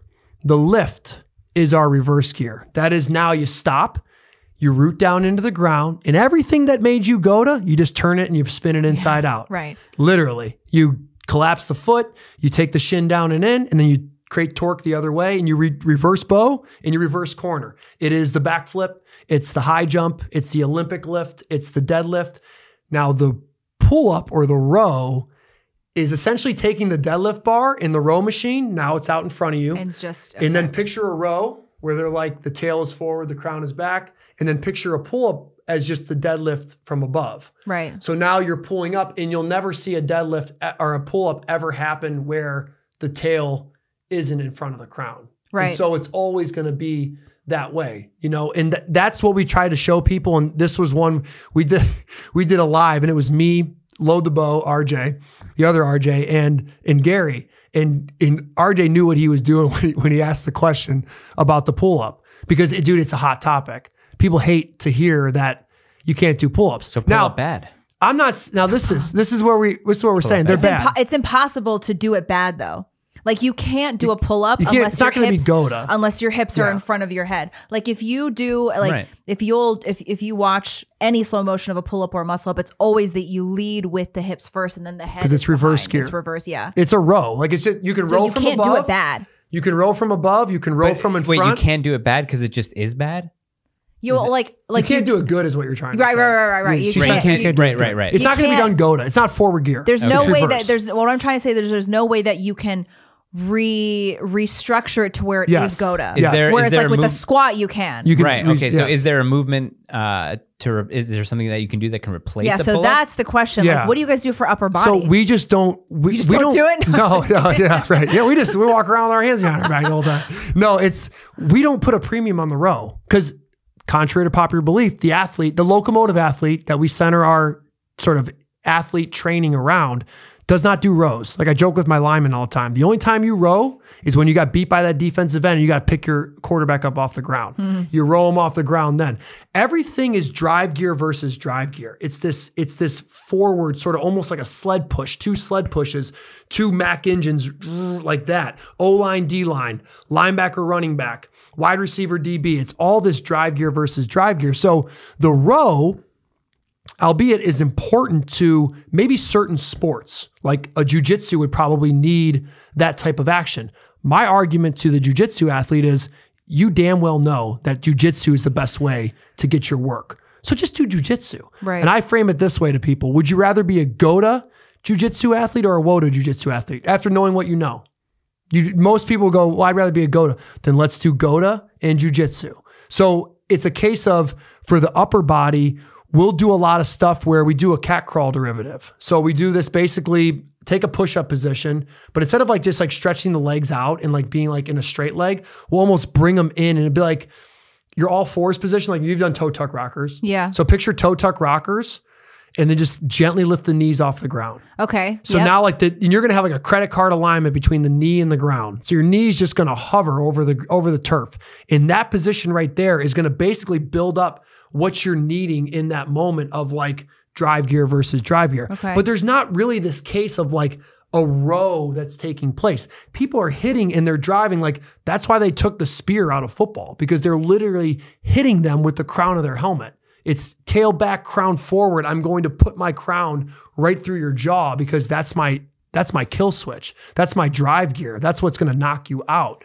They're not running forward and throwing their dick at them or throwing their belt at them. Like it's not like this to hit people. No, it's like this. It's that motion that's knocking people out. I've heard people argue that with football. Like, we need a row to tackle. Every good football coach tells you don't tackle with your arms, tackle with your body. You wrap with your arms. Wrapping isn't rowing. That's a different thing. Right. So wrapping can still be done. Like we'll do things to juice up a workout. Like we'll take a plate and we'll pull it to our chest. So we still are activating. Like people, I think most people are doing a pull-up because they want big back muscles. They want aesthetics. You can get big back muscles by being back chain dominant. You don't have to reserve that to the pull-up. You can go ahead and pull a plate to your chest and just hold it here one time and then stay there in your back chain while you move, and the plate can move with you, or you put a weight vest on. Now the weight vest flows with your body like a t-shirt as opposed to a barbell that's just going to lock up your torso and your upper limbs. So once again, we're not training for aesthetics. Right. We're not necessarily worried about that. We know that if we are training this pattern and we're lining up the skeletal system like this, the backside outside blows up. Our athletes' backside glutes, hammies, push-ups are okay. Push-ups are the cat crawl. There is a GOATA push-up. It's like the one thing that I can do. Okay. Push-ups are the cat crawl. We would show you the cat crawl. Yeah, okay. The cat crawl makes cowards of us all. Yes. Yeah. So the cat crawl is a moneymaker. Now this is one of those, like, I beg you all just to try this stuff, because I know you're probably listening and be like, this fucking asshole. He said the rows, I can't do the rows. And I know what you're thinking, but what I want to show you or tell you is that Kai's having a meltdown. I know, yeah. Some people are losing it right now. I know, it's okay. Stay with me. I got you. Daddy got you here. All right. So look, if you do a workout, if you're on Rico 225 and you do the arm day, you're going to be gassed. Like, I think GOATA gets this because we've conditioned ourselves where it's like there's weight training and then there's movement training. And movement training is cool and we need it, but it'll never replace weight training. Right. Well, what if you could weight train through the movement training? Wouldn't that be the best? Because now you can keep all these durable attributes as you're loading the system. Well, it's just we got to be smart about how we load the system. So we can still give you that workout vibe. Like we talked about, people look at GOATA and I think it gets thrown into like a yoga or a Pilates or like a movement based. If you're in Gary's gym down in New Orleans, the last thing you're walking out of that thing is be like, yeah, that was like a hot yoga class. I took a core power. Out with Coach Gary. Coach Gary is going to bring it. He's the best in the world at what he does. And this is the workout, the same workout that you had in that high school gym where everybody's like, Gary doesn't let you rest. It's a time under tension thing. Right. So you're always in your back chain. We'll do a lot of like, we're sitting in a double bow, heels up, tail back, crown forward. The second that I get you there into true athletic position, where you're on the balls of your feet, you're driving down through the ball of your foot, your tail is back, your crown is forward. When I start to cook you there, the last thing you're asking me for is a weight to hold on to. Because you're like, holy shit, I've never even trained on the balls of my feet. Right. I've just always put my heel down because it's easier. Because you're stuck in place. We're simulating movement through space while we're static in place. That's the difference. Right. So we're looking at the attributes of moving through place and recreating them in static environments, and then starting to add movement and building up sort of a callus, if you will, building up a strength or a tolerance to these patterns slowly over time. But we're going to cook in these archetypes of strength. No weights, no machines, right? Like that's we'll do landmines. If anybody knows what a landmine is, you basically take the barbell and you put it on its head. So now the problem with the barbell is when it goes on your back or it goes on the front of your chest, it locks up your torso. It locks up your upper limb. Well, if I put it on its head, now it can turn. Now it's a pivot point energy system. So now, but there are no plates on it, right? It's just you can the bar itself. You could. So you could add a plate on the top. It'll be angled like this. It'll go into the corner of a room. You angle it here. Yes. Oh, interesting. And then you can add plates over here. And then we do sled push. We do sled pull. Love sleds. We do a Henny machine, which is taking a barbell and hanging it through a TRX strap. What? And then they actually make a Henny attachment. And so now you can press it and it has a little bit of turn to it. And you can press it in a way where you can stay fluid. You're not locking down your torso and upper limbs. You're not locking down your heels. I'll go back to the cat crawl because it's just, you need to try it. Like nobody's even done a cat crawl. It's hard to get an athlete to do it right. One of the goats of the cat crawl was GOATA Joe. He was the original, like the first athlete that was like, yeah, I'll let y'all recode me. And cause he was like, had a couple ACLs, had some meniscus problems. He wasn't setting a bow. He wasn't cornering. Gilly and Gary basically looked at Joe and said, hey, let's just shoot for durability. Let's get this guy durable and let's just make that our goal. Well, little do they know that going through the lens or the tunnel of durability, this sumbitch started jumping out of the gym. His bench press went up. His 40 went down. Everything got better. With DOD? Like seriously, with DOD, Department of Defense. That's another. Seriously, like all these guys suffer from all these. Yes, like, well, that's being talked and, about. We have people that are from that world, yeah, that are reaching out more and more and more. Okay, and they're all echoing what you just said. Like team guys, especially like special forces dudes, like constantly and those dudes themselves. are just tougher than everybody else. Right, They're they're the men amongst men. Like they are, the alphas. Yeah, and so if you give those alphas GOATA. Remember in the Incredible Hulk when they hit that dude with the serum and he was running through the Edward Norton Incredible Hulk? Remember that one when they gave that dude the serum? Yeah, that would be the special forces. That would be them. They would just be flying around. I do a ISO bolt squat with the 10-pound plate. That'll rock you for a minute. I do that like 3 or 4 sets and my legs are shaking and I'm done and I'm like, whew, I'm tired. But you feel good, right? You feel the workout. So good. That's what I want people to understand. You know what it does? I mean, obviously it gives me the workout component, but it also relieves my back pain. Correct. Like a lot of the things that you guys show, that Susan has shown me, like they're corrective and they're also like from a workout perspective, but for me it relieves my back pain. Yes, that's like the best part is that the decompressed spine. Right. I also have scoliosis and it's also just years of the wrong movement pattern. Sure. And when I do any of this stuff, like even that ISO bolt squat with the plate, I get out, I'm like, oh, that feels good. And my legs feel like they got to work out and my back just feels so much better. There aren't any other training systems that are keeping you in your back chain. Like we talk about tail to crown relationships. So there's like a tug of war playing out between the tail and the crown of the forehead. So the crown's reaching forward, the tail's reaching back. When we are in this state of tail back, crown forward, the torso is now open and it's free to move, as long as we don't put something in the wrong spot. But you now have a torso that can wave. You now have the limbs in a position where they can articulate how they were designed. So now you're building all of this great strength inside of a durable pattern of tail back, crown forward. Now think about all the other training that you did, all the other squat derivatives before that. Most people go into the gym, and if they ever did get tail back, crown forward, it was only so they could launch their tail forward to then finish the lift motion. Like that hang clean. Or you set up with the tail right underneath the crown and you just go up and down. That's not enough space to let the hips articulate in the squat derivative. When you go to squat, notice how the tail shoots back.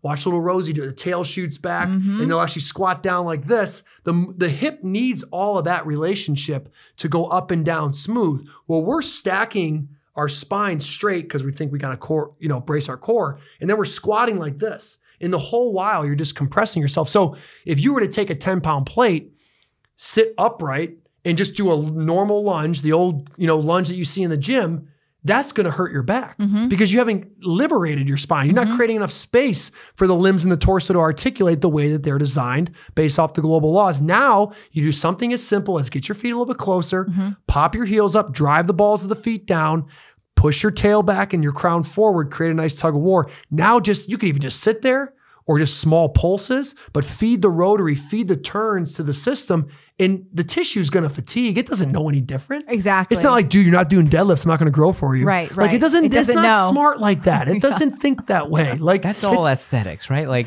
those guys. It's aesthetics, but it's also ego. Like guys, girls now too, because the gym culture has really like they like, oh man, I can deadlift 1.5 times my body weight. I really don't. I want to be like a 75-year-old grandfather who can lift his grandkids up with no issue. With no pain. Like, remember that commercial? I don't know if you've ever seen it. There's a commercial where an old guy is lifting weights and you're kind of following, he's lifting weights and he's lifting heavier and heavier in weights. And at the end of the commercial, it's because he wants to lift his granddaughter to put the star in the tree. It's like a nice little Christmas commercial. Sounds so cute. Like that's kind of how I want to be, but I don't want to start lifting weights when I'm 70 to try and do that. I roll my eyes at that commercial. I remember watching, I'm like, there's the propaganda. He just needed to go to, right. Propaganda. Like, there we go. So I'm wondering, it's like when I see guys do deadlifts and stuff like that and the squats, and I say to myself, that's cool. I wish I'd be able, to do that. But also I feel like it's not just for clicks on the internet, but it's a certain aesthetic. They want to fit in with what's going on around them at the gym. But if I can do this GOATA stuff and still not be as strong, but healthy, I promise you'll be stronger. And I'm assuming your movement goals are probably largely based around golf. Yeah. Well, I mean, I don't. You love the sure, golf. Yes. You want to. yes. My point is, like, as we get Would I older like and to we get love the 20 golf. yards further Yeah. on my drive? How about Yes. you get 20 yards, but the other thing is, you want those extra 20 rounds. Yeah. That's why I try to tell them, like, you want the extra 20 rounds in your Like summer. I was lifting up my daughter yesterday. Like she was playing basketball. She's great, by the way. But I was picking her up and I was going, and I can't do this in like 25 years without the pain, I'm assuming. So Yeah. Well, that's something I got to want look. Yeah, it's longevity. something that you want. I mean, that's what we are trying to get people to see is like, and that's the toughest part about when you try to sell it to a high school kid, try to get them to buy in. It's like, they're not in pain. They don't have any problems. They're not thinking about that. And they don't get delayed gratification. They don't have that. So it's like, the problem here is that oftentimes a lot of people that do come to see GOATA or see what it's about, or that finally jump in, they've either seen a lot of wreckage and they've seen a lot of pain through clients or friends or family, or they've experienced it themselves. And, you know, it's kind of like we got to bump our heads sometimes as human beings to learn our lesson. But we'd like to play a preventative role. Like, we'd like to get it to a point where, I mean, if you're talking about the ideals, you get the damn chairs out of the kids' schools. You start those kids from kindergarten. Those desks. You get them from kindergarten to high school, and they never sit anywhere but the ground. They won't know any different. Right. They're already sitting. It's comfortable for them. If you were to take a 15-year-old kid and make them sit on the ground, they couldn't do it. They're too tight. They'd be so restless. They'd be so restless. But if you let them adapt to it, you start it at a young age, and you let them go through their whole school system where they don't have a chair. You have to start it that way, like at a kindergarten, just let it trickle through. It'd be a fascinating look. Because I guarantee you, if we just did that, we would significantly decrease the musculoskeletal issues that are now being pushed to the back end, or collateral damage to the 40, 50-year-old. Yeah, that's such a huge The government's part going to of ban it. you guys, man. They need and rely on people not I almost feeling think well. that they have planted the wrong information intentionally when it comes to everything. Well, that's what I want. Food, when we talk to movement. Jimmy Dore, because do you know who Jimmy Dore is? Jimmy Dore is he's a comedian, but he's also left wing, but he's also anti-woke. Yeah, he's very anti-woke. So he's kind of on our side with a bunch of different things, but he's huge healthcare for all, universal healthcare. And I just want to be like, I'd be down with that if the government was actually good at implementing good health policy. They're just not. So when you talk about universal healthcare, like, it doesn't apply to me. Yeah. It applies to all the fatties who are draining, the healthcare system. It applies to all the people who are getting money to basically not be healthy. There's no incentive for us to want universal healthcare because we're going to get nothing from it. Yeah. So that's why I kind of want to press them on that. Be like, why? You know that. Well, you know that. Even further than that, it doesn't make sense for a country this Aren't large. there like a ton of issues with like weight lines and like timing? Yes, like, you don't really get. But like, I remember that being a problem guys would talk about in Canada. Like, it they still sounds do. good I talked to somebody in the other theory, day. but when it goes to play out, it's like it ain't. Yeah. You can't snap your fingers. They and get always what you point need. to like Denmark and Norway. I'm like, yeah, because Denmark has the population of Los Angeles. And not only that, they're, like, they're obviously it's healthier going to than be easy. They're healthier than us. And they're healthier. Look at the ingredients in their food compared to and ours. they're racially homogenous, which matters. Yeah. Because they see each other as their brothers. Well, not only that, but see, because we talk about the healthcare system, to kind of go off a little bit on a tangent, but the biggest drain on the healthcare system, on the healthcare economy, is overweight The fatties. people. That's who it is. People like you and me, we're not needing, diabetes medication. We're not needing cholesterol medication. We don't have to go to the doctor every month to get these kind of things that are a drain on the healthcare system. So it's like there's an incentive to be unhealthy. This is not related. Do you want your kids to be athletes? Related. I mean, I guess so. I want them to be in some way, in a field of competition. I think competition is what I'm looking for. How old are your kids? I have an 8-year-old, I have a 6-year-old, and I have basically a 4-year-old. Who's and your we have favorite? one on the way. Who's your favorite? That's Little what I'm Rosie. wondering. I knew the girl is your favorite. Dude, she's just something about that girl, dude. I tell you what, How do you cannot. She'll let you pick her up and give her a hug, and she's just like a cuddle bear. Whereas like the boys are just like, whatever. Dude. Are they wild? Yeah, they're all wild. They all feed off each other. It's Of course insane. they do. There's no way, like, I'm trying to get my daughter, because we have a couple like plastic golf clubs around the house, and I'm just trying to push her, like, go pick that up. Yeah. She has no part in it, like, whatsoever right now. And obviously the best golfers like Rory McIlroy, Tiger Woods started when they were like a year and a half years old. Not all of them do, but she's actually more into basketball now. Like, she's picking up the basketballs, and she just learned how to catch yesterday. So maybe. Yeah, I mean, I'm going to be fucking devastated if my daughter isn't. Like, I mean, yeah, don't get me wrong. I want them, like, they play sports. We push them into sports. Right. I mean, they have to be doing something. So what do they play? They're big into basketball. They both like basketball. Good, yeah. Lenny he actually played tackle football, 6-year-old, 7-year-old. And I think he's going to probably do a little more flag, which is, I think, great. Flag football is great for kids right now because they don't have to do the hitting. Right. And they can still learn the game. And then if they want to pick it up when they go to high school. So they're into flag football. They're into, tackle football. Are your kids tall for their age? Because you're tall. Yeah. Is your wife tall? Yeah, she's on the taller end of the spectrum for sure. Oh, okay. I thought it was that lady. No, it wasn't. No. That's Susan. Okay. Susan's a GOATA coach here in Nashville that I work with. GOATA. So RJ is a friend of mine. We practiced at the same hot yoga studio in Boston over 10 years ago. Okay. And he and I have just been friends and kept in touch. And he would always send me these GOATA videos. I was like, what the fuck is this? But I think RJ always had an idea that I would be interested in it because I love to nerd out on movement stuff, which is why I love Ito's stuff. I used to train with Ito's student/teacher. We would do 15 hours of class every week. And then we would just, every Friday and Saturday night, I would train with him from 6 to 9:30 on Friday night. And every Saturday from 5 to 8:30 at night. Like I love to nerd out on stuff. Is that the tennis ball stuff? That's part of it. So RJ would send me videos of GOATA and I was like, what is this? And then he met Susan when he was in New Orleans and he was like, I know someone who's certified. Did you think that they were kind of crazy? I mean, not really, because I've already seen people from the outside of the conventional fitness system. I've already gotten past these people are crazy. Like, I'm intrigued by people who seem crazy. At this point, somebody else got to take the crazy. Well, if we were the first ones, you would have seen like you guys are fucking hacks. That's true. I mean, at this point, I'm like, if someone seems crazy, I'm like, I need to listen to them. Yeah. We have a lot of coaches that stand up when we do lab weekend, and like, I'm gonna be honest, the first time I saw this, I thought it was stupid as shit. Yeah. And then they're like, I came back because I'm telling y'all, it's Inception. This is the movie Inception. Leonardo. I plant the idea, and it grows, and whether you like it or not, because it's observed, it's not created. So then people come back and like, well, I gave it another try, and they were like, oh shit. It takes time to break down your preconceived notions. Is it hard for you guys to kind of promote this stuff? Being that like, do you have like? Do you get a lot of shit? Yeah. Well, do you have big name athletes you don't necessarily have to name that? Like, I do freaking GOATA. And if people heard that, they'd be like, whoa, he's GOATA? Whoa, okay. Yeah, we have, I mean, we've had the opportunity to get in front of a ton of big name athletes. What do they think about you guys? We've been in front of Odell. We've been in, Gary's been Jamar Chase's trainer since he was a young gun. So Gary knows, obviously, Jamar and his family really well. And he helped sort of get some of that GOATA back into his system. Jamar getting injured his senior year in high school, he jumped. Who is that, by the way? Jamar Chase is arguably one of the best wide receivers in the NFL. He's for the Cincinnati Bengals. Okay. Number one for the Cincinnati Bengals. So he's from New Orleans, and he came down with a ball in the back of the end zone, and Gilly had told Gary, like, hey, that kid there, he's got a knee issue. Like he could possibly tear his knee, basically like predicting it.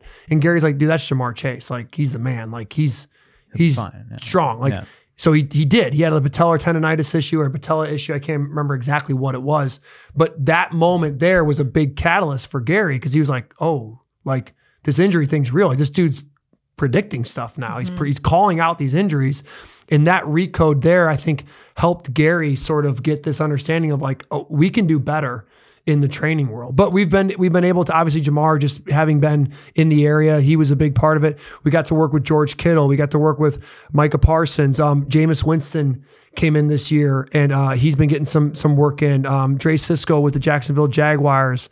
I wonder what does that work like with a wide receiver? Because most of their movement is running, right? The Ravens, yeah. And then actually physically catching the ball and landing after that, right? So I mean, how would you guys work with, let's say, someone like a wide receiver who most of the time is just literally moving? Yeah, I mean, once again, our thing is we need to slow things down first. We need to assess you, and we need to show you what you're doing incorrectly, and then we need to build that pattern back up slowly and progressively. So everybody's starting from all fours and working their way to a single leg.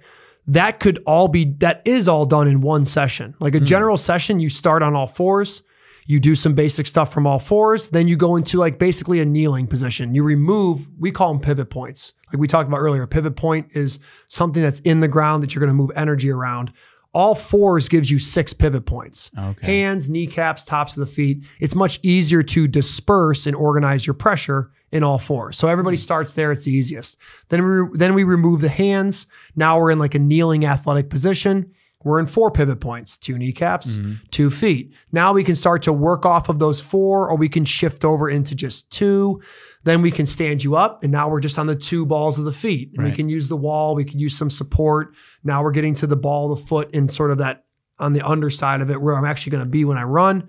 Then we'll remove the support, and it'll just be 2 pivot points, no support. Then we'll put 1 pivot point in the ground and use maybe a wall or a stick. Then we'll eventually remove the stick or the wall, and you'll be on 1 pivot point. So that would be sort of the rehabilitative process, if you will, all the while organizing it around these global laws and building strength, building coordination, building control. And then as you get to that 1 pivot point, now you can start to do more traveling drills, as we would call them, where there's a little bit more of a bounce to it. There's a little bit more of a rhythm, a little bit more speed in the movement. Now you can start to put a weight vest on that athlete. You can start to put a plate in their hand. You can take them to the landmine, to the sled, you can start to do more challenging work on the performance side with that wide receiver or with any athlete. And that would be the general run. And so for our performance athletes, they're the long-term look of a recode program, as we call it, where somebody might spend 3 weeks just in all fours, right? Because they're so wrecked. Then the next 3 weeks would be in the next stage. They'll get all of that in one session. And so it'll all sort of be crammed and it'll all flow that way to where we ramp them up. And all the while, it's just building on time under tension. So now that when they go out to the field, and this is why we use the slow motion video, so Gary will have the tape on them in the gym. And we'll be assessing on the fly, as we would say. Like, let's take a look at your run. Let's watch this cut, and we'll see what it looks like. See how it's still a little bit inner ankle bone low here? Okay, let's go work on that. And then we will not do as high speed of a workout to get that high speed rep to show different. That's the part that we'll slow it down. If you can do it slow, you can do it fast. We got to first almost make the nervous system comfortable. Like I see it as like, I walk my nervous system up to this wall. I let it kind of touch on the wall, push on it. And then it realizes, I can push that wall over. It knocks that wall down. Then it goes to the next. And that like knocking down of the walls is your nervous system being like, I'm okay here. I'm okay here. I'm okay here. And it gets stronger and it gets stronger. And it's like, let me go. And then you just let it go. And like, there's the GOATA behavior. Yeah. So we ramp them up like that. And then that way we're not just throwing them into the fire right away and just saying, you can't just, this is one of the problems with Instagram is people will look at it like, I get a lot of people in the inbox, dude, I started running GOATA yesterday. I'm like, I'm glad you're looking at the stuff, but like, it doesn't work that way. Like you didn't just do 1 bicep curl and had a big bicep. Right. You know, it just doesn't work that way. So you don't roll once on a jiu-jitsu mat and get a black belt. Like you got to work your way. So same concept would be for GOATA. Your feels aren't always real. So people will kind of look at these things like, I'm going to run on the treadmill inside ankle bone high. It's like, you may think you're doing something different, but the frame by frame video still shows collapse. That's the one thing we talked about downstairs. Like the heel away might've been one of the worst marketing ploys because people just start to viciously throw their heel away, not even understanding that it's just a byproduct of a well-organized corner. Like you sometimes get, the cart in front of the horse a little bit in that sense where you need to go slow at first, and then you need to ramp yourself up, and you need to get a good understanding of what the hell a global law is, what we're talking about. We've given y'all a crash course, but it's a lot at once. It's day one install. Like when you would come in for training camp at football, day one is just like, here's your playbook. And you're like, whoa, it's like 80, 100 pages of all this stuff. It seems like a lot. But then as you go through camp, it becomes second nature. It's like the back of your hand. That's how GOATA is. Day one is like, whoa, dude, this is a lot. You work your way through it and it only gets simpler and it gets more refined. And it's just the same concepts being recycled over and over again because it's just those basic global laws. What do you do for training these days? So for me, I'm with Mike. I want to be on the golf course. Like I want to golf. So I love golfing. I didn't find golf until 2015, 2014, when I was in Jacksonville. Dang. The weather permitted. My quarterback room was big into golf. I was with Chad Henne. I was with Blaine Gabbert, Blake Bortles. Shout out to those legends. And we got on the course, and I was so bad that I was so intrigued. And I was like, I'm supposed to be an athlete. Like, why can't you golf? Like, so that became sort of like my second career athletic endeavor that I've fallen in love with. I love playing basketball. So like I'll go to the gym and I like shooting around. I like working my footwork and jumping up and down and trying to, that's kind of like my testing ground, I would say, is basketball and golf as far as athletics. And I'll do a lot of stuff at home, do my groundwork, try to rest on the ground when I'm on the computer as best I can. Try to do a lot of no support stuff, single leg work, double bows, like just sitting in those time under tension, building up my inner ankle bones. And then, the testing ground for me has always been pain. Like I'm not a weekend warrior trying to do anything. I didn't want to have my left hip replaced. I didn't want to have my right knee replaced. Like once I was done playing, I was like, I spent my whole life working out. I want to be a coach. I want to be a teacher. I want to educate, And so, but now I'll use the basketball court and I'll use the golf course as like, dude, I used to go play golf and 8 holes in, my left hip was on fire and my left ankle. And like, it started to affect the round. I couldn't even enjoy myself. I could play 36 now and like, no problems. Like I'm fine. Used to go to the basketball court and I'd love to run around and jump. That only lasted so long before my knees started to bark. Now I can go play for an hour, 2 hours and jump around and have fun and play basketball and enjoy myself and not have any problems. So I've been more of like, I want to get back to like playing and moving around and not have pain. So that's why like I've always just tried to do as much as I can at home, but then always go back to a field to test it out. My favorites are like nothing was better than shooting hoops. Like you live in Cleveland? Yeah, you can always play basketball by yourself. Right. I don't need to worry about anybody else. I can always hit golf balls by myself. So I like those kind of like lone wolf sports at this point in my life. Are you from there originally? Yeah, born and raised in Cleveland. How is Cleveland? It's great. Is it? Yeah. No, it made me sound like I said that. Like, yeah. It's not Columbus. Here's the thing. I'm not going downtown. Yeah. I'm not going anywhere. Right. I have 3 kids. So I'm at home. I'm in the suburbs. I'm in Willoughby.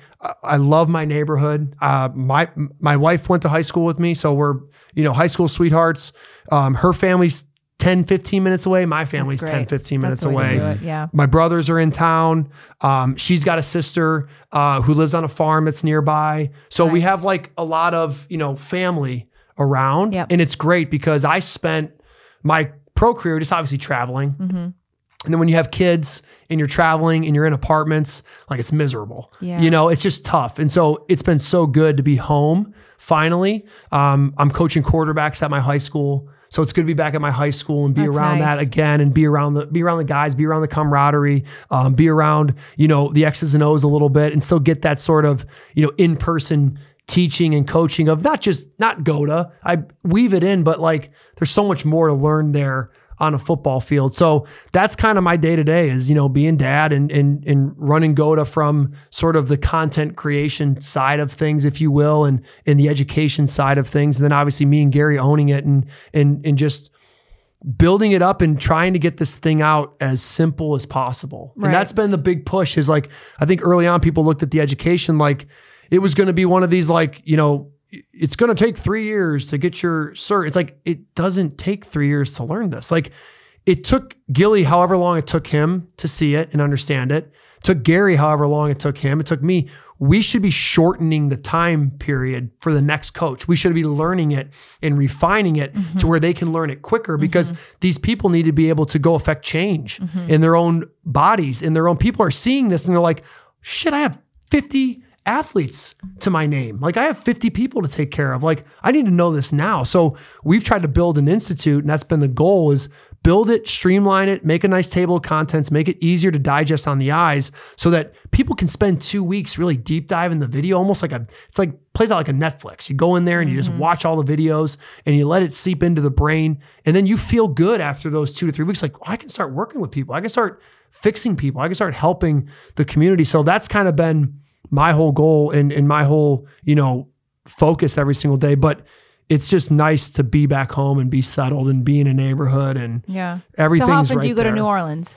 We have a lab weekend every other month generally throughout the year. So this year we got one coming up in March. We got one coming up next weekend. Then we'll do another one later in April, I think the 22nd, because my wife's due at the end of May. So we figured the baby seemed to come a little bit early. Like I felt like the one we almost had in the car in a snowstorm because this sumbitch was just out there. Oh that was my Rosie. gosh. Yeah, Rosie was quick. Mickey was fast too. Now I think about it. And so now this one, I'm like, dude, when this happens, we got to get to the hospital. But we usually do it every other month. We'll go down to New Orleans, 3-day lab weekend, Friday, Saturday, Sunday. Friday, we deep dive the assessment. We'll start at 9. You know, they get tired at 5:30. As you guys can tell, I've talked till I could go forever. I could go forever. I got it. I mean, this doesn't stop. And then Saturday we'll come back and we'll do like kinesthetic feel. Like we'll really go through every exercise and we'll talk about all the cues and we'll get all those, like we were talking down in the kitchen, like the inner ankle bone high, like that's a concept, but what are the feels centered around that to really get that behavior to pop, to get that behavior to show. So that's with really other coaches or Saturday. This is with other coaches or people you're teaching? Yes, so our coaches that are like through our GOATAinstitute.com. So when you sign up for our certification, you get a lab weekend included and you get to come down to New Orleans, have some crawfish, you know, have some daiquiris, enjoy the scenery. It's a great city. It's got a lot of character. Gary's got a lot of character. The gym's got a lot of character. Coach Gary is such a character. Yes. I would love to meet him. He cracks me up. Yep. Just even when he's being every serious. Friday. So every Friday we do IG Live. Go check out at GLS GOATA _training. That's Gary's page. Mine is at GLS GOATA _education. But if you guys want to, you know, meet Uncle Gary, meet Gary, you know, and then check him out and see all the swagger that he's got. Like I said, there's nobody better. Like he is the epitome of a coach. Like he's a fearless leader. He tells it like it is. Don't take no shit. He's so good for that community and those kids. And he's got a Train It Forward foundation. He's got a podcast, Recoded. He's done a ton of great work down there and helped a lot of young kids. And it's an honor to be in business with him, honestly. Yeah, he seems great.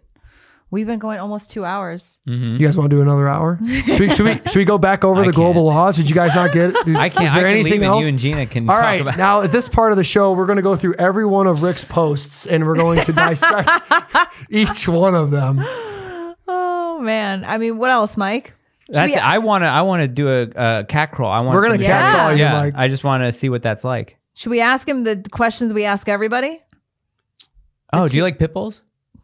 Yeah. I mean, I know I can see where this one's going, but you don't have to. I don't have any dogs. Okay, but pit bulls you don't have a problem with. No. Like if you saw one walking on the street with its owner, you wouldn't be like, ugh, and cross the street, right? Okay, that's okay. Good. Yeah, cool. What's the other question that we ask people? Oh, is your wife your best friend? Yeah, definitely. Think about it. Yeah. Hold on. Think about it. Is your wife your best friend? Now think on it and then give me an answer. Is your wife your best friend? Well, when you say it like that, this is just that's the person I talk to about everything. That's the person. This is like it's a running topic. We ask everyone this question because Mike and I are very staunchly like my husband's not my best friend. He's my husband. Okay, my wife is my spouse. Okay. Yeah, so she's not my best friend. He is for me. It's like the term friend is inherently platonic. Okay. And what my husband and I have is like, and what you and your wife have is it's so much deeper. It's so much bigger than friends. So whenever I see people like, I'm going to marry my best friend today, I'm like, so you guys aren't having sex? Can I change my answer? I don't have sex with my best friend. Can I change my answer now? Now that I got absolutely dunked on that one. Jeez, I never hyperanalyzed the word friend. Yeah, I would say I would say Gary then. I talk to Gary all the time. Yeah. That's what people say. People say we. I mean, I talk to him all the time. You're like semantically challenged. You're taking it too far. But I don't think we're taking it. The reason why I think it's so important is because I honestly think that a lot of modern marriages, they are too there's not enough respect and reverence for what a sacred marriage actually is. Here's an even better question: would you date your daughter?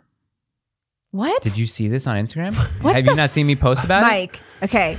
We did not. I did not screen this question. I've never heard this. You ready for this? You ready for this? I saw a post that some woman, obviously, posted on Instagram about. Was it a white? It was a white. Yeah, her husband taking her daughter on what looked like a daddy-daughter date, just alone time, blah blah blah. And she was saying it's really important that our fathers date our daughters. And I said, I posted that. And I got into a whirlwind of trouble by the original poster whose mother then got involved. And I was like, no. I spend time with my daughter. Yeah. I'll take her on walks alone. I'm not going to date my daughter. Oh, so you have a problem with the word date? Yes. Yeah. That's the whole point. You don't date your daughter. That's Right. weird, creepy, and That's groomy. weird. It's weird. So daddy-daughter dances are a thing. Daddy-daughter dates are a thing. Yeah. How about you just spend time with your daughter? Yeah. But would you ever put on the internet, took my daughter on a date today. I dated my daughter today. Well, my natural reaction was like right. what? That's how I don't know what you mean by that. But yeah, I get what you're saying now. The overall feeling, like all the comments were like, you worded that kind of wrong. Yeah, and she was that's like, the no, I wrong- didn't. Dave Ramsey says fathers should date their daughters. I said, Dave okay. Ramsey. Yeah, I don't care. He also thinks that renting houses are stupid. So Oh, but he's one of those people that says that, right? Yeah. He's like anti-renting. yeah. I mean, whatever. That's not what we brought you here for. We House keep, rents. Well, we could end the keep episode going. with the good fun stuff. So if the people have lasted No, I like this long, that kind of stuff. It's Is fun. there any- we is had there one the other anything day else? on the podcast, and I was just like, I went back and that's what I thought about from the other podcast. I'm like, damn it, I would have said this. Yeah. But no, like the best friend one, I'm like, that's funny. I'm laughing at that. Because that is one that people like, they should be your best friend. They should be your And you best hear friend. that, I'm like, would you well, yeah. introduce your wife at an office party? Like, Right. hey, it's my best friend. Right, like you wouldn't do that. Like my 'Cause then best buddies are my football buddies that I play with Right, at Iowa. Like exactly. that's its own kind of like friendship relationship and a best friend type of Right. And then like me, Gary have like a business best friend type relationship. I see them slightly different. It's like but You it's would like those talk- are like your boys. Like Right. you would talk to them about anything. You would talk about your finances differently with this person, Gary, than you would your wife. right. To a certain degree. If it's a business partner, then no, It's got business finances are discussions, right. yeah. Exactly. Yeah. But with your wife, Have you thought of a name for your fourth kid yet? We have a couple names picked out or thought through at least. So Is it a the boy or Rosemary girl? name is my grandmother. Okay, On my mom's that side. was my grandmother's name was Rose. Yeah. So then my dad's side is Lena. So we like the name Lena. Oh. We like the name Marie. Is that That's honestly a name that I consider. This is crazy. So his 'Cause, yeah. first son is my dad's name, and then we have which is Lenny, which nobody's named Lenny. is it what is it short for? We have no middle Leonard? names in my house. It's just the name. It's the first name and then the last name. So middle Lenny name, Stanzi. you will name. But it's not short for Leonard. No Leonard. It's just Lenny. Lenny. Lenny. Okay, I was a big fan of Lenny Dawson. I like Lenny Dawson. Okay. He was don't know a who quarterback for the Kansas City Chiefs. Okay. He's an old timer, but like Okay. he had swagger. I And wonder I if went my to the dad would know who Chiefs that and is. I met Lenny and he was cool. And I'm like, I always like that name Lenny. Yeah. Like nobody's It's a good naming their name. names old school names. So Right. like I liked Lenny. It always stuck with me because of Len Dawson. And I remember when I told people I was gonna name him Lenny, they like laughed at me. They were like, Lenny? I'm like, yeah. Like, and now it fits him. Yeah. And then Mickey, it's Mick, just Mick Stanzi. And like it fits him. They grow into these names out. Yeah, it's a Rosie's good name. Rosie. Yeah. Like I'm sure Yeah, you feel my the same way Rosie's about your Rosie, yeah, Rosie. Rosie's yeah. Rosie. So I like the name Lena. We like the name Marie. We've Yeah. been tossing those back and forth. I asked Rosie good. at breakfast the other day which one she liked, and she said Lena. Aw. I just think it'd be cute. You know, you have Rosemary, the grandma, Yeah. a little nod of the cap to Grandma Rose, a little nod of the cap to Grandma Lena. Yeah, So I yeah. like that. I And like those are just family names. Great names. I love family names. Look I up like the names of the old school Saints and name them after the Saints. Yeah. Saints. Not the football team. Yeah, not the football team. The real Saints. The actual Saints. Yes. The Martyrs. Anything else True. we should cover? It's oh my gosh, it's I know. Yeah. Yeah, I Yeah. mean, you're Dinner probably time. hungry. You guys I'm are probably tired. hungry. Been up You since leave 6. tomorrow. Oh, you guys are going golfing We're tomorrow. going to try golf We're tomorrow. going to try and figure out what we're going to do. I go to Okay. church and then we'll figure out if we want to actually go on a course, if we just want to take it to Top Church Golf and or Top whatever. Golf. Yeah. RJ's in the corner over there. You want to wave, RJ? You want to say hi? He can put his hand up and it would be in the frame probably. Would it? RJ got a lot of good resting reps. Yeah, see, there he is. Oh, there he goes. All right. Well, All right, let's go do I want to do a cat crawl and then tell I got to everyone go. where to find you first. Yeah. So my IG is at GLSGOTA_education. Gary's is at GLSGOTA_training. You can also follow at GOATA Movement. Online, check out GOATAmovement.com. That'll lead you to kind of all of our different products and services. If you guys are interested in these exercises, you can get your first exercise for free. All you got to do is type in GOATAmovement.com. Right there at the top of the page, it'll say get your free guides. Go ahead, click that. You'll get the first regimen of what we call our Recode program. You get a basic groundwork 101 for free. You'll also get a PDF with all these global laws with some nice pictures and some definitions and sort of a little more of an explanation to what we talked about. Yeah, exactly. And that can lead you to Recode 225, that'll be our website for corrective and performance training. Basically do it yourself. You can go on there and check out the corrective routines. You got knee pain, you got back pain, you got hip pain. Go check it out. You're a weekend warrior that wants to lift weights, but you don't want to hurt yourself. We got a workout of the week in there. So go check that out. If you're a coach and you're interested in this education, you're interested in more of the deep dive of what we're talking about, go check out GOATA Institute.com. So GOATAinstitute.com is basically our website that's going to house all of these videos that are more of a deep dive, thorough understanding of GOATA, 15-minute videos, an hour video, just a voiceover, and really explain what it is that these global laws are pertaining to and learn how to carry out this system, not only in your own body, but in your clients or your community. That's GOATAinstitute.com. You can come to a lab weekend if you purchase that. You got a GOATA coaching app that you can work with.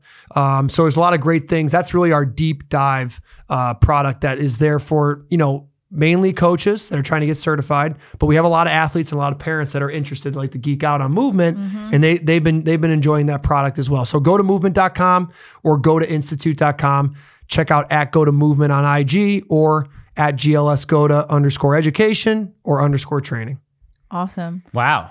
Thank you, Ricky. Thank you guys for having me. This was great. Bye. We're going to go do some child rockers and cat crawl. Oh my gosh.